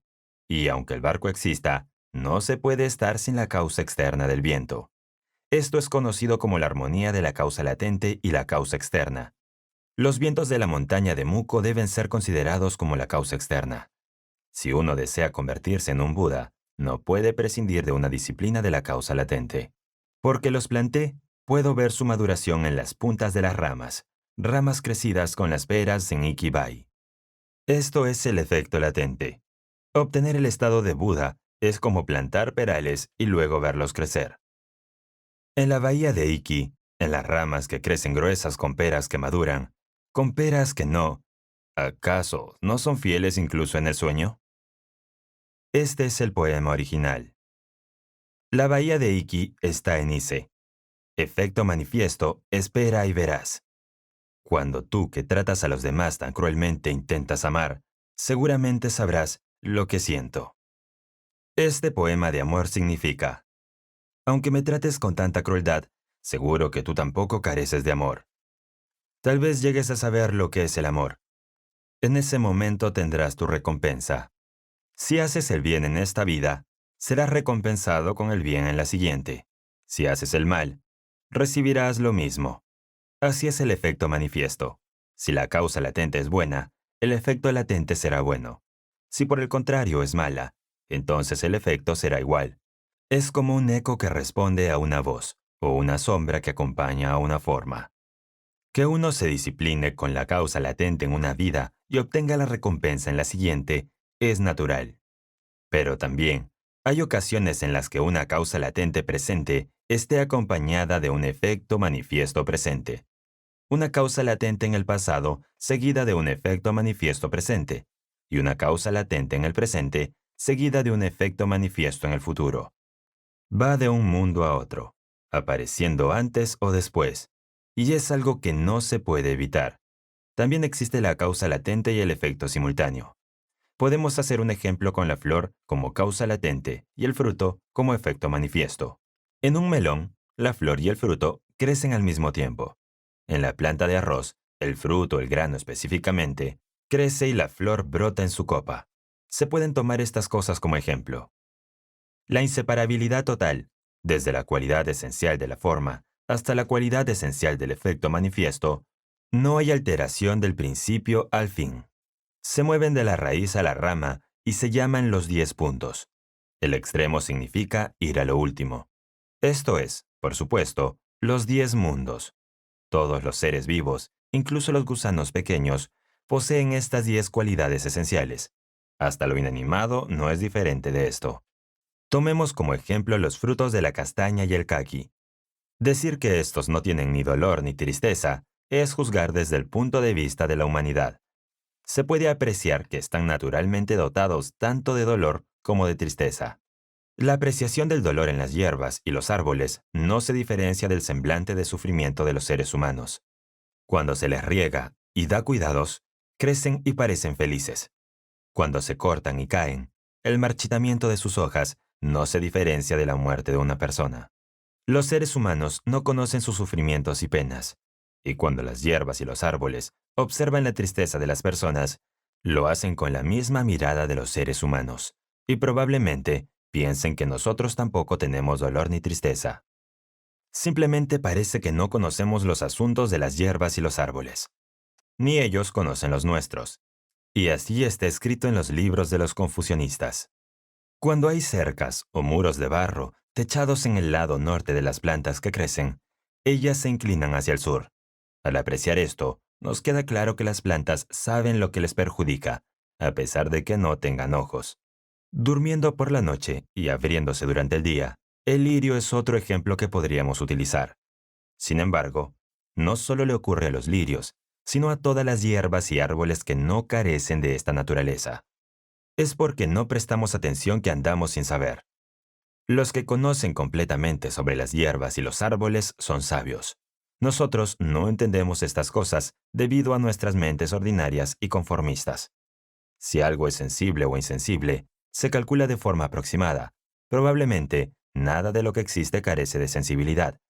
No decimos que son insensibles porque no pertenecen a la especie de las cosas que sí lo son. Se dice que cuando una gallina tiene frío, vuela hacia los árboles. Cuando un pato desea calentarse, nada en el agua. ¿No es esto parecido a pensar que, porque un pato nada en el agua cuando tiene frío, no tiene sentido del frío, o porque una gallina vuela hacia los árboles cuando desea calor, tampoco tiene sentido del frío? El agua es fría, y se dice que esta es su naturaleza. El fuego es caliente, y se considera que esta es su esencia. Desde el punto de vista del fuego, el agua no tiene naturaleza. Desde el punto de vista del agua, el fuego carece de naturaleza. Aunque se pueda pensar así, de hecho, ambos tienen su propia naturaleza. No podemos decir que algo no la tenga. Si observamos el fenómeno de cerca, no se puede pensar que lo que esté entre el cielo y la tierra sea realmente diferente.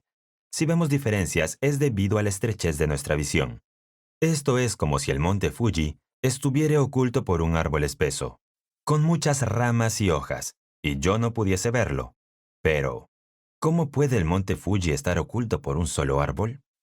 Es simplemente por la estrechez de mi visión, y porque el árbol se interpone, lo que hace que el monte Fuji aparezca oculto. Seguimos pensando que el árbol oculta el monte Fuji. Sin embargo, se debe a la estrechez de mi visión. Al no entender el principio de las cosas, la gente suele fingir que sabe y criticar a los que sí entienden. Y aunque parezca que se ríen de los demás, en realidad se ríen de sí mismos. Al menos los que realmente entienden deben pensar así. Presta mucha atención al mundo de ahora. La tierra es una madre y el cielo un padre. Si alojamos la semilla de la castaña o del caqui en la tierra, el brote aparece y el fruto de la castaña o del caqui original saldrá sin cambios. De este modo, es criado por un padre y una madre. Decir que se coloca se refiere a algo que es traído de otro lugar, También para el ser humano, la tierra es la madre y el cielo el padre, y el fenómeno que se convierte en hijo es algo traído y alojado desde otro lugar.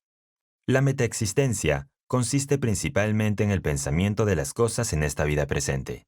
Por esta razón, a esta existencia presente también se le conoce como una existencia. Cuando esta existencia llega a su fin, aparece lo que se llama metaexistencia. Luego, la metaexistencia se altera y hay una realidad posterior o reencarnación. En cualquiera de ellas, no hay absolutamente ningún cambio en la mente que está en este cuerpo presente. Aunque hay un cuerpo incluso en la metaexistencia, los ojos humanos no pueden verlo debido a su oscuridad. En cuanto a la metaexistencia de aquellos que estaban profundamente unidos a este mundo, hay casos de personas que los han visto. Debido a que es algo fuera de lo común, la gente duda de estos sucesos y culpa las transformaciones de zorros y perros mapaches, o los explica como visiones ilusorias de los muertos. Ambas situaciones pueden darse también. Admitiendo esto, no debemos disponer de todos y cada uno de los casos como uno o el otro. Las cosas reales también existen en este mundo. Tales cosas no están solo en la boca de los hombres. También han sido dejadas por las plumas de aquellos que vivieron en el mundo de la vía, y que fueron ellos mismos hombres de la vía. Cuando no estamos a la altura de la sabiduría de los hombres que escribieron estas cosas, debemos comprender que tendremos dudas. Cuando vemos cosas en medio de un sueño, aunque no las percibamos con los ojos o los oídos que nos fueron dados al nacer, nos encontramos claramente con personas. Decimos cosas, oímos, apreciamos colores e incluso tenemos relaciones sexuales. Luchamos con aquello que nos preocupa a diario. Y justo cuando creemos que vamos a alcanzar nuestros deseos, nos despertamos. Es al despertar cuando nos damos cuenta de que era un sueño. Mientras dormimos, nunca pensamos, esto es un sueño, o esto no es real. Al dormir, el cuerpo sigue vivo y atado, y no puede ir a los lugares que le gustaría, pero con la fuerza de sus propios pensamientos, es capaz de ver estos sitios atrayéndolos hacia uno mismo. Cuando uno muere de verdad y abandona su propio cuerpo, va a donde le plazca como un gato liberado de una cuerda. Aunque los propios pensamientos son los mismos que los de un sueño, ahora es como si pudiera ir libremente a donde desee. En medio de una profunda oscuridad, o cuando las puertas y ventanas están cerradas, uno ingresa en un estado de libertad debido a que no tiene forma. En este caso, aunque hay una forma, no existe corporalidad, y es como ver el reflejo de una lámpara o la luna en el agua. No hay obstáculos. Al actuar este cuerpo como barrera, no se puede entrar en el santuario más íntimo, pero la mente puede entrar en contacto con lo que hay dentro. Al igual que los pensamientos pueden atravesar la montaña de plata o el muro de hierro. Hay pocas probabilidades de que este misterio sea comprendido por el hombre común. El Buda y los patriarcas lo entendieron, pero la gente común no lo sabe en absoluto. Sin conocerlo, tienen dudas y la necedad se suma a la necedad. Hay muchas cosas que no conozco, y por eso simplemente digo que no existen. Digamos que de 100 cosas conozco 6 o 7. Cuando me hablan de las que quedan, si digo que no existen, entonces 90 cosas han desaparecido. Pero si reconozco 15 o algo por ahí, entre las que no existían, han surgido 5 o 6 más. Para los que conocen 20 o 30, el número de objetos inexistentes ha disminuido a solo 70. Si uno conoce 60 cosas de 100, las 30 o 40 restantes pasan a ser como las que acabamos de mencionar. Y cuando uno conoce todas estas cosas y piensa que no hay nada más que no conozca, es porque todavía no lo sabe. Si un hombre avanza haciendo todo con claridad, debería ser capaz de percibir todas las cosas. Si hay algo que es conocido, es probable que nadie diga lo contrario. Pero si alguien lo hace, será porque él mismo ignora el asunto. Un hombre extremadamente tonto debería llegar a saber algo al final debido a su fe. Por otra parte, ¿no dice que un arte marcial, a medias, es la base de una gran lesión? Entiendo que las 5 raíces no sobreviven en la metaexistencia. Al mismo tiempo, las 5 raíces de nuestra vida actual se transfieren al sexto sentido de la conciencia. Las 5 raíces, entonces, no tienen forma, pero siguen funcionando. Como el sexto sentido de la percepción es la conciencia, carece de forma. Pero debido a que tienes las facultades de ver y oír en medio de un sueño, mientras los ojos y oídos físicos no funcionan, se produce una forma diferente y puede oír y ver. Se llama conciencia porque, aunque su forma no existe, su función sí. Si la forma no existe y es algo que no podemos conocer, es mejor decir simplemente ver u oír, debido a que estos sentidos son transferidos a la conciencia y han pasado a un segundo nivel. La forma de las 5 raíces es descartada y sus funciones son llevadas por la conciencia. Aunque las 5 raíces no están presentes en la metaexistencia, la distinción de los 5 sentidos no es diferente del de la existencia actual. Uno es incapaz de ver esto desde el exterior, pero la persona involucrada será igual que el mundo presente. Además, aunque no se niegue la existencia del cuerpo, es tan impreciso que es difícil de ver. Cuando un pájaro vuela por un cielo vacío, se vuelve menos claro a medida que se aleja, y llegamos a pensar que ha desaparecido. Aunque hayamos perdido de vista la forma, no significa que ésta se haya desvanecido y deje de existir. No la vemos porque se ha vuelto demasiado débil, debido a que su forma es leve y no se identifica claramente. No vemos a una persona en la metaexistencia. Un individuo en ese estado puede vernos igual que cuando vivía, pero la gente no lo sabe. La forma de las personas que cometieron pecados graves y están en la metaexistencia es aparente. La gente ve esto de manera natural y los llama fantasmas y cosas similares. De nuevo, esto no es algo inexistente. Si las personas estaban profundamente apegadas en este mundo, sus formas no serán débiles. Es como hervir un caldo para hacer una medicina. Si los ingredientes son débiles, el caldo lo será también. Si son espesos, el caldo será espeso. Lo que se use para cocinarlo se distinguirá claramente. Un caldo muy fino será como el agua, y de este modo la gente no sabrá que es un caldo, sino que lo verá simplemente como agua. En la metaexistencia es muy evidente la forma de alguien que estaba profundamente apegada al mundo. Pero la persona con una forma débil se asemejará al aire y no podremos verla. Aún así, él podrá vernos a nosotros. Porque tengo forma, puedo ser visto. Como sus formas son débiles, soy incapaz de apreciarlas. En el Mingi-Shi, esto se ejemplifica con el grano de cebada. Con un solo grano de cebada, la raíz brota, y aunque está dotado de las mismas funciones que la cebada original, si el agua y la tierra no se unifican, no podrá convertirse en cebada. La conciencia humana y el mundo objeto se unen, surgen diversos pensamientos y de estos aparecen al mismo tiempo muchos otros. Impulsado por estos razonamientos, esta forma de cuerpo es recibida y producida. No es algo extraño que repentinamente ha llovido del cielo. Las múltiples cosas aparecen cuando se comienza con el pensamiento de que algo no tiene principio. Cuando se busca cuidadosamente su origen, siendo un único pensamiento sin principio, se encuentra que no tiene ninguno. Al no tener uno en específico, el nacimiento de la infinita variedad de cosas podría llamarse un misterio. Probablemente, como artista marcial, no lucho para ganar o perder. No me preocupa la fuerza o la debilidad, y no avanzo ni retrocedo un paso. El enemigo no me ve y yo no veo al enemigo. Ingresando en un lugar donde el cielo y la tierra aún no se han dividido, donde el yin y el yang aún no han llegado, obtengo rápida y necesariamente un efecto. Al decir probablemente, indico que no sé con certeza.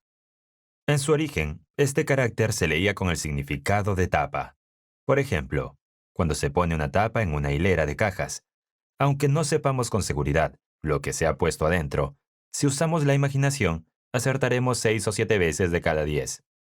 En este caso, tampoco lo sé con seguridad, pero deduzco tímidamente que debe ser así.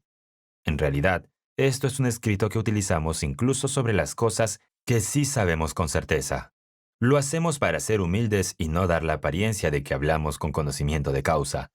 Artista marcial es como el personaje indica. No luchar por ganar o perder, o no preocuparse por la fuerza o debilidad, significa no competir por la victoria ni preocuparse por la derrota, y no entrometerse en las funciones de la fuerza o la debilidad. No avanzar ni retroceder un paso significa no dar un paso hacia adelante ni uno hacia atrás. La victoria se consigue sin moverse de donde uno está. El yo de "el enemigo no me ve" se refiere a mi verdadero ser, no alude a mi yo percibido. La gente puede ver el yo percibido. Es raro que discierna el verdadero ser.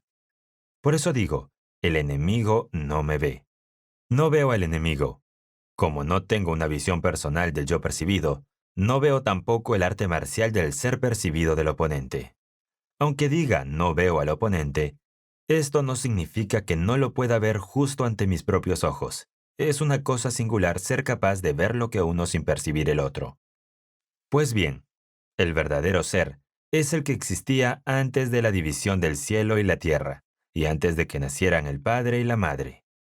Este ser es el que está en mi interior, en el de los pájaros y las bestias, de las hierbas y los árboles, y de todos los fenómenos. Es exactamente lo que se llama la naturaleza de Buda. Este ser no tiene forma ni figura, no tiene nacimiento ni muerte. No es un yo que pueda ser visto con la ayuda de tu visión física actual. Solo el hombre que ha recibido la iluminación es capaz de apreciarlo. Se dice que quien lo ve ha observado su propia naturaleza y se ha convertido en un Buda. Hace mucho tiempo, el honrado por el mundo se adentró en las montañas nevadas, y tras pasar 6 años de sufrimiento, se iluminó. Esta fue la iluminación del verdadero ser. El hombre ordinario no tiene la fortaleza de la fe y no conoce la persistencia de 3 o 5 años. Pero los que estudian la vía son absolutamente diligentes durante 10, 20 y hasta 24 horas al día. Reúnen una gran fuerza de fe, hablan con los que tienen sabiduría y hacen caso omiso de la adversidad y el sufrimiento. Como un padre que ha perdido un hijo, no se apartan ni un ápice de su resolución establecida. Piensan profundamente, haciéndose preguntas una y otra vez. Al final, llegan al lugar donde incluso la doctrina budista y la ley budista se desvanecen, y son capaces de ver naturalmente esto. La expresión siguiente, ingresando en un lugar donde el cielo y la tierra aún no se han dividido, donde el yin y el yang aún no han llegado, obtengo rápida y necesariamente un efecto. Significa poner los ojos en el lugar que existía antes que el cielo se convirtiera en el cielo y la tierra en la tierra, antes de que el yin y el yang llegaran a existir. Es no utilizar el pensamiento ni el razonamiento y mirar hacia adelante. De este modo, el momento de obtener un gran efecto llegará con seguridad. Pues bien, el hombre determinado usa la espada, pero no mata a otros. Utiliza la espada y da vida. Cuando es necesario matar, lo hace. Cuando se requiere dar vida, la da. Cuando mata, lo realiza con profunda concentración. Cuando da vida, lo cumple sin distraerse. Es capaz de ver el bien y el mal sin observar lo correcto o incorrecto, sin intentar discriminar. Termina haciéndolo bien. Pisar el agua es como pisar la tierra, y pisar la tierra es como pisar el agua. Si es capaz de obtener esta libertad, no se sentirá perplejo por nadie en el mundo. En todas las cosas estará más allá de los compañeros. El hombre determinado significa el hombre realizado en las artes marciales. Utiliza la espada, pero no mata a los demás. Significa que, aunque no utiliza la espada para atacar, cuando otros se enfrentan a este principio, se acobardan y se convierten en hombres muertos por su propia voluntad. No hay necesidad de matarlos. Usar la espada y dar vida a los demás quiere decir que, mientras se enfrenta a sus oponentes, lo deja todo a los movimientos del otro hombre, y es capaz de observarlo a su antojo. Cuando es necesario matar, lo hace. Cuando se requiere dar vida, la da. Cuando mata, lo realiza con profunda concentración. Cuando da vida, lo cumple sin distraerse. Significa que tanto al dar vida como al tomarla, lo hace con libertad, en un estado total de ensimismamiento, y el meditador se vuelve uno con el objeto de meditación. Es capaz de ver el bien y el mal sin observar lo correcto o incorrecto. Sin intentar discriminar, termina haciéndolo bien. Esto significa que, en lo que respecta a su arte marcial, no lo mira para decir correcto o incorrecto, sino que es capaz de ver cuál es. No intenta juzgar las cosas, pero es capaz de hacerlo bien. Si uno coloca un espejo, se reflejará cualquier forma que esté frente a él, pudiendo apreciarse con normalidad. Como el espejo hace esto mecánicamente, las diversas formas se reflejan claramente, sin ninguna intención de distinguir esto de aquello. Al transformar toda su mente en un espejo, el hombre que emplea las artes marciales no tendrá ninguna intención de discriminar lo correcto de lo incorrecto, pero según el brillo del espejo de sus pensamientos, el juicio de lo bueno y lo malo se percibirá sin que él lo piense. Pisar el agua es igual que pisar la tierra, y pisar la tierra es igual que pisar el agua. El significado de esta frase No lo descubriría nadie que no esté ilustrado sobre el origen mismo de la humanidad. Si el tonto pisa la tierra como si pisara el agua, cuando camine por la tierra perderá el equilibrio. Si pisa el agua como si fuese tierra, cuando se encuentre sobre algo líquido, pensará que realmente puede caminar allí. Con respecto a este asunto, el hombre que se olvida tanto de la tierra como del agua debe llegar a este principio por primera vez. Si es capaz de obtener esta libertad, no se sentirá perplejo ante nadie en el mundo. De acuerdo con esta frase, el artista marcial que es capaz de obtener la libertad no estará en un dilema sobre qué hacer, independientemente de con qué se enfrente en la vida. En todas las cosas, estará más allá de los compañeros. Esto significa que como él no se asemejará a nadie en el mundo, será como Shakyamuni, quien dijo: en el cielo arriba y la tierra abajo, solo yo soy el honrado. ¿Quieres conseguirlo? Caminando, parado, sentado o acostado, hablando o permaneciendo en silencio, durante el té y el arroz. Nunca descuides el esfuerzo. Debes fijar rápidamente la vista en la meta e investigar a fondo, tanto al ir como al venir. Así debes mirar directamente a las cosas. A medida que los meses se acumulan y los años pasan, debería aparecer una luz que surge por sí sola en la oscuridad. Recibirás sabiduría sin necesidad de un maestro y generarás una habilidad misteriosa sin intentarlo. En este momento, esto no se aparta del ordinario, sino que lo trasciende. Por su nombre, lo llamo Taya. ¿Quieres obtener esto? La pregunta indica lo que he descrito anteriormente, por lo que se refiere a si usted está considerando conseguir el significado de todo lo anterior.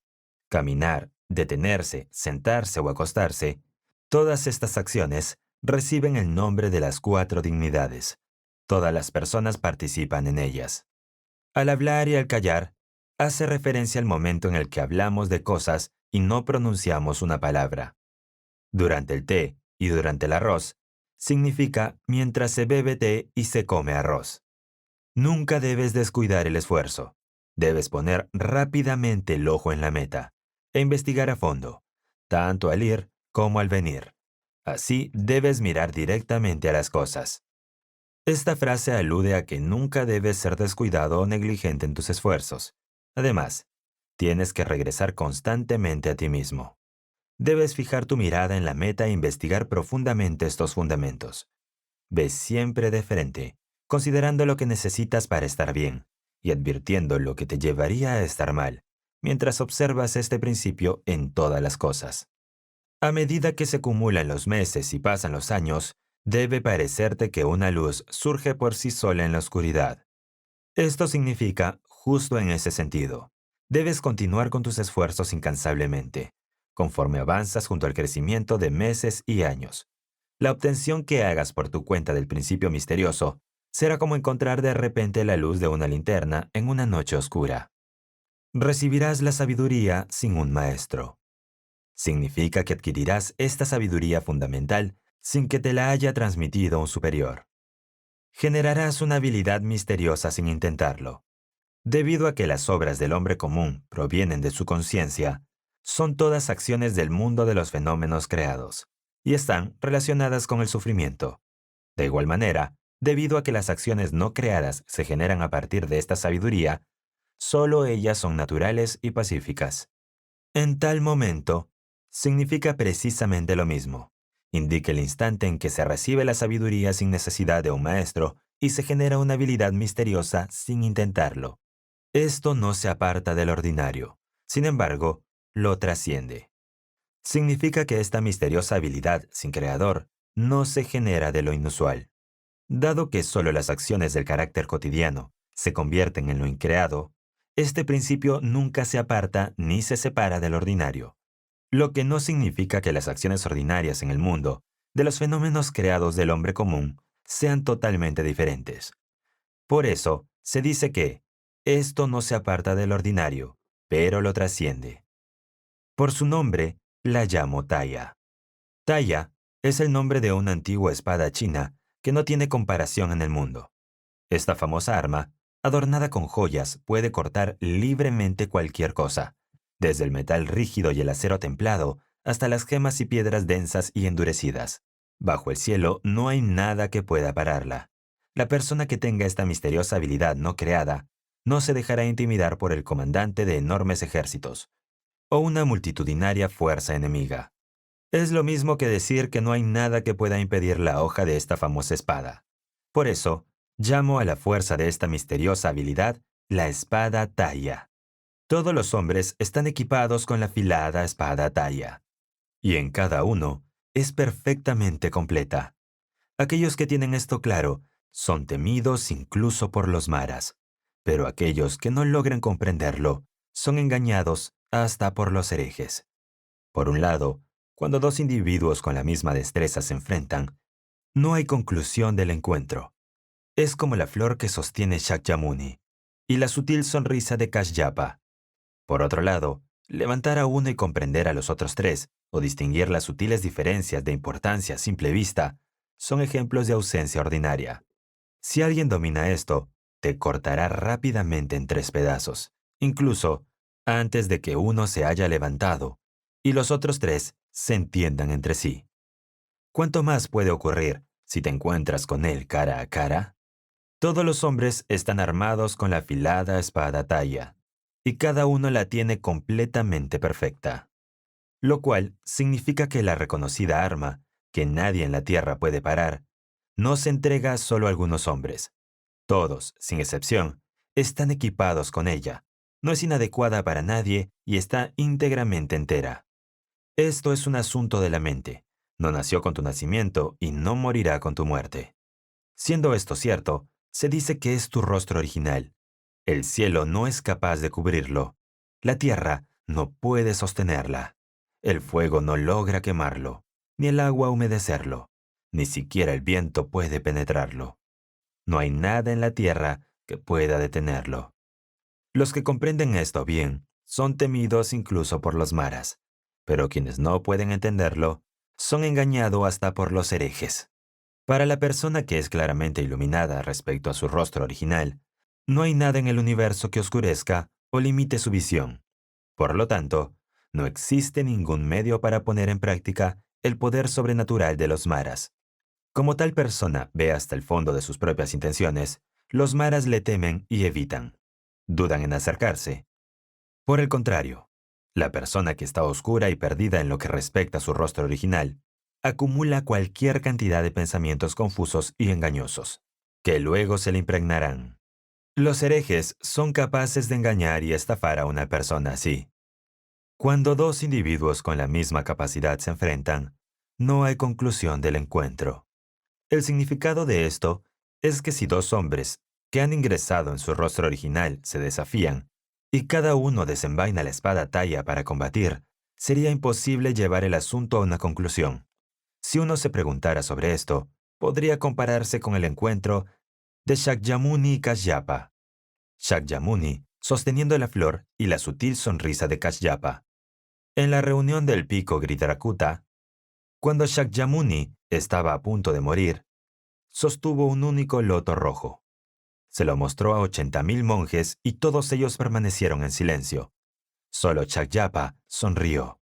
Sabiendo en ese momento que Shakyapa había sido iluminado, Shakyamuni le confió la doctrina correcta, que no depende de la palabra escrita y se transmite especialmente sin obstáculos, y colocó el sello de Buda sobre él. Desde ese entonces, la doctrina correcta se transmitió en la India en 28 sucesiones hasta llegar a Bodhidharma. En China se transmitió desde Bodhidharma en 6 generaciones hasta llegar al sexto patriarca, el maestro Zen Ta Chien. Como este maestro Zen se encarnó en un bodhisattva, conocido ahora como el budismo, la ley floreció en China, extendiendo sus hojas y ramas, promulgando rápidamente las 5 casas y las 7 sectas, para finalmente ser transmitida a los sacerdotes japoneses Daio y Daito, a través del sacerdote Naishi Tzu Tang. De esta forma, se ha trasladado así de maestro a discípulo hasta el presente día.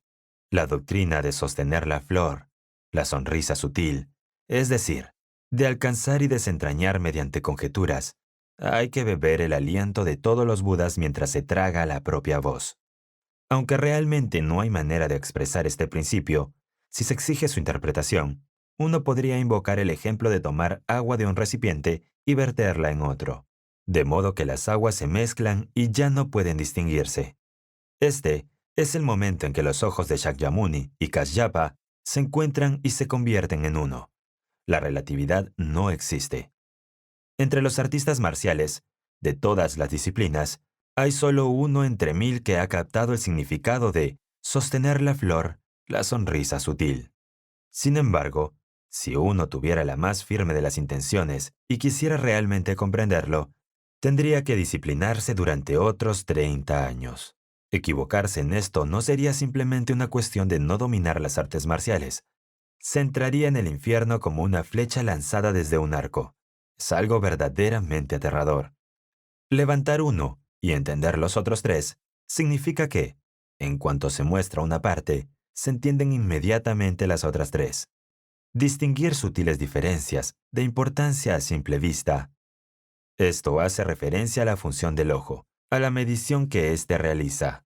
Las diferencias de importancia son extremadamente sutiles.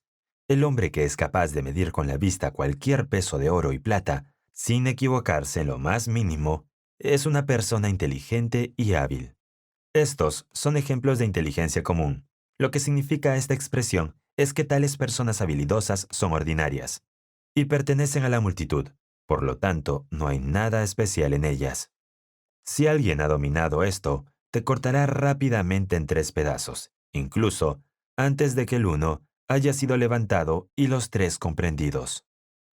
Esto se refiere a la persona que ha sido iluminada con respecto a la causa de la aparición del Buda en el mundo. Es él quien te cortará rápidamente en 3 partes antes de que se plantee uno, los 3 se comprendan o de que aparezca cualquier indicación. Por lo tanto, supongo que, al encontrarse con alguien así, no hay nada que se pueda hacer. ¿Cuánto más puede ocurrir si te encuentras con él cara a cara? Un hombre que ha adquirido tal celeridad y sutileza, cuando se enfrenta con otro hombre frente a frente, atacará tan fácilmente que su oponente nunca descubrirá que le ha caído en la cabeza. Al final, un hombre así nunca expone la punta de su espada. Ni siquiera el rayo puede seguirle el ritmo de su velocidad. Su brevedad es tal que se va incluso antes del rápido viento de la tormenta. Al no tener una táctica así, si uno, al final, se enreda o se confunde, dañará su propia espada o herirá su propia mano, y se quedará corto de destreza. Uno no adivina esto por impresiones o conocimiento. No se transmite mediante palabras o discursos, ni se aprende mediante ninguna doctrina. Esta es la ley de la transmisión especial más allá de la instrucción. Al final, un hombre así nunca expone la punta de su espada. Significa que un maestro nunca desde el principio muestra intenciones de utilizar su arma. Ni siquiera el rayo puede seguirle el ritmo de su velocidad. Su brevedad es tal que se va incluso antes del rápido viento de la tormenta. En cuanto a la velocidad de la técnica, esto significa que, incluso el rayo, que desaparece justo cuando crees haberlo visto, no puede atravesar los movimientos de este hombre. En cuanto a su brevedad, desaparece incluso más rápido que los finos granos de arena que son soplados antes de la tormenta. No teniendo la técnica, si uno, al final, se enreda o se confunde, esto indica que sin tal habilidad uno termina adheriéndose a la elevación de su espada o a la aplicación de su muerte. Dañar su propia espada o herir su propia mano y quedarse corto de destreza significa que se estropeará la punta de la espada, se cortará la mano y perdiendo la facultad de ser alguien habilidoso. No se adivina esto por impresiones o conocimiento. Impresiones o conocimiento se refiere al saber y a la discriminación dentro del corazón humano. Adivina significa calcular y figurar las cosas. O a lo que alude esto es que por mucho que intentes calcular o figurar por medio de impresiones o conocimiento, no será útil. Por lo tanto, sepárate de la discriminación de calcular las cosas. No se transmite por medio de palabras o discursos. No se aprende por medio de ninguna doctrina. Para el verdadero artista marcial, no hay manera de transmitirlo mediante palabras. Además, no es posible enseñar o aprender mediante la doctrina qué tipo de postura adoptar o dónde golpear. Esta es la ley de la transmisión especial más allá de la instrucción. No se puede transmitir con palabras, sin importar el método que se utilice. No puede enseñarse. Por lo tanto, esto se llama la doctrina de una transmisión especial más allá de la instrucción. Esta es una doctrina fuera de la enseñanza de un instructor, una doctrina que requiere particularmente la autoiluminación y la realización por uno mismo. No hay ninguna regla establecida para manifestar esta gran habilidad. Acción ordenada, acción contraria, ni siquiera el cielo lo determina. Entonces, ¿cuál es la naturaleza de esto? Los antiguos decían, cuando una casa no tiene un cuadro de un paiche, es como si no tuviera fantasmas. Si un hombre se ha templado y ha llegado a este principio, controlará todo bajo el cielo con una sola espada. Los que estudian esto, que no sean irreflexivos.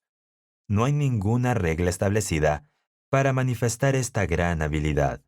Si la gran habilidad de la ley, de esta transmisión especial, se manifiesta ante ti, lo hará libremente, sin que exista una regla establecida. Y sin embargo, se llama la gran habilidad porque se extiende en las 10 direcciones y no falta en ningún lugar, ni siquiera en la punta de los pelos de un conejo. Una regla establecida es una ley o un reglamento. No existen leyes o reglamentos que sirvan para moldear las cosas en lo que respecta a la manifestación de esta gran destreza. Acción ordenada, acción contraria, ni siquiera el cielo determina esto. El hombre que manifiesta esta gran habilidad, ya sea que actúe de manera ordenada o contraria, es libre y sin obstáculos. Entonces, ¿cuál es la naturaleza de esto? Indica enfrentarse a una persona y preguntarle en qué consiste algo realmente. Los antiguos decían, cuando una casa no tiene un cuadro de un paiche, es como si no tuviera fantasmas. Esta es una respuesta a la pregunta anterior. El paiche tiene cuerpo de vaca, cabeza de hombre y es un animal como ningún otro conocido. Come sueños y desgracias, y en China le hacen un dibujo para ponerlo en la entrada de la casa o para colgarlo en los pilares interiores. En resumen, poner una ilustración de paiche evita el ingreso de la desgracia. La persona que no tuviera fantasmas en su casa desde el principio, ni siquiera pensaría en hacer un cuadro de paiche y colgarlo en algún lugar. Es decir, quien ha adquirido el uso del ordenado y lo contrario, debido a que ni siquiera el cielo puede determinar lo que hay en su mente, trasciende completamente el dolor y el placer. No tiene desgracias en el cuerpo ni en el hogar. Es por ello que su mente no anhelará una imagen de paiche, y su propio mundo será una cosa de belleza. Si un hombre se ha templado a sí mismo y ha llegado a este principio, controlará todo bajo el cielo con una sola espada. Esto significa que, si uno se disciplina a sí mismo de este modo, templando exhaustivamente el metal puro 1000 veces, se vuelve instantáneamente libre como el rápido desvainado de un arma. Debería ser como el fundador de la dinastía Han, controlando todo bajo el cielo con una sola espada. Los que estudian esto, que no sean irreflexivos. Aquellos que estudian el misterioso principio de esta espada no deben adoptar fácilmente nociones irracionales, sino que deben esforzarse por aumentar su propio brillo. Al continuar intensamente sus propios esfuerzos, no deben ser negligentes, ni siquiera por un momento.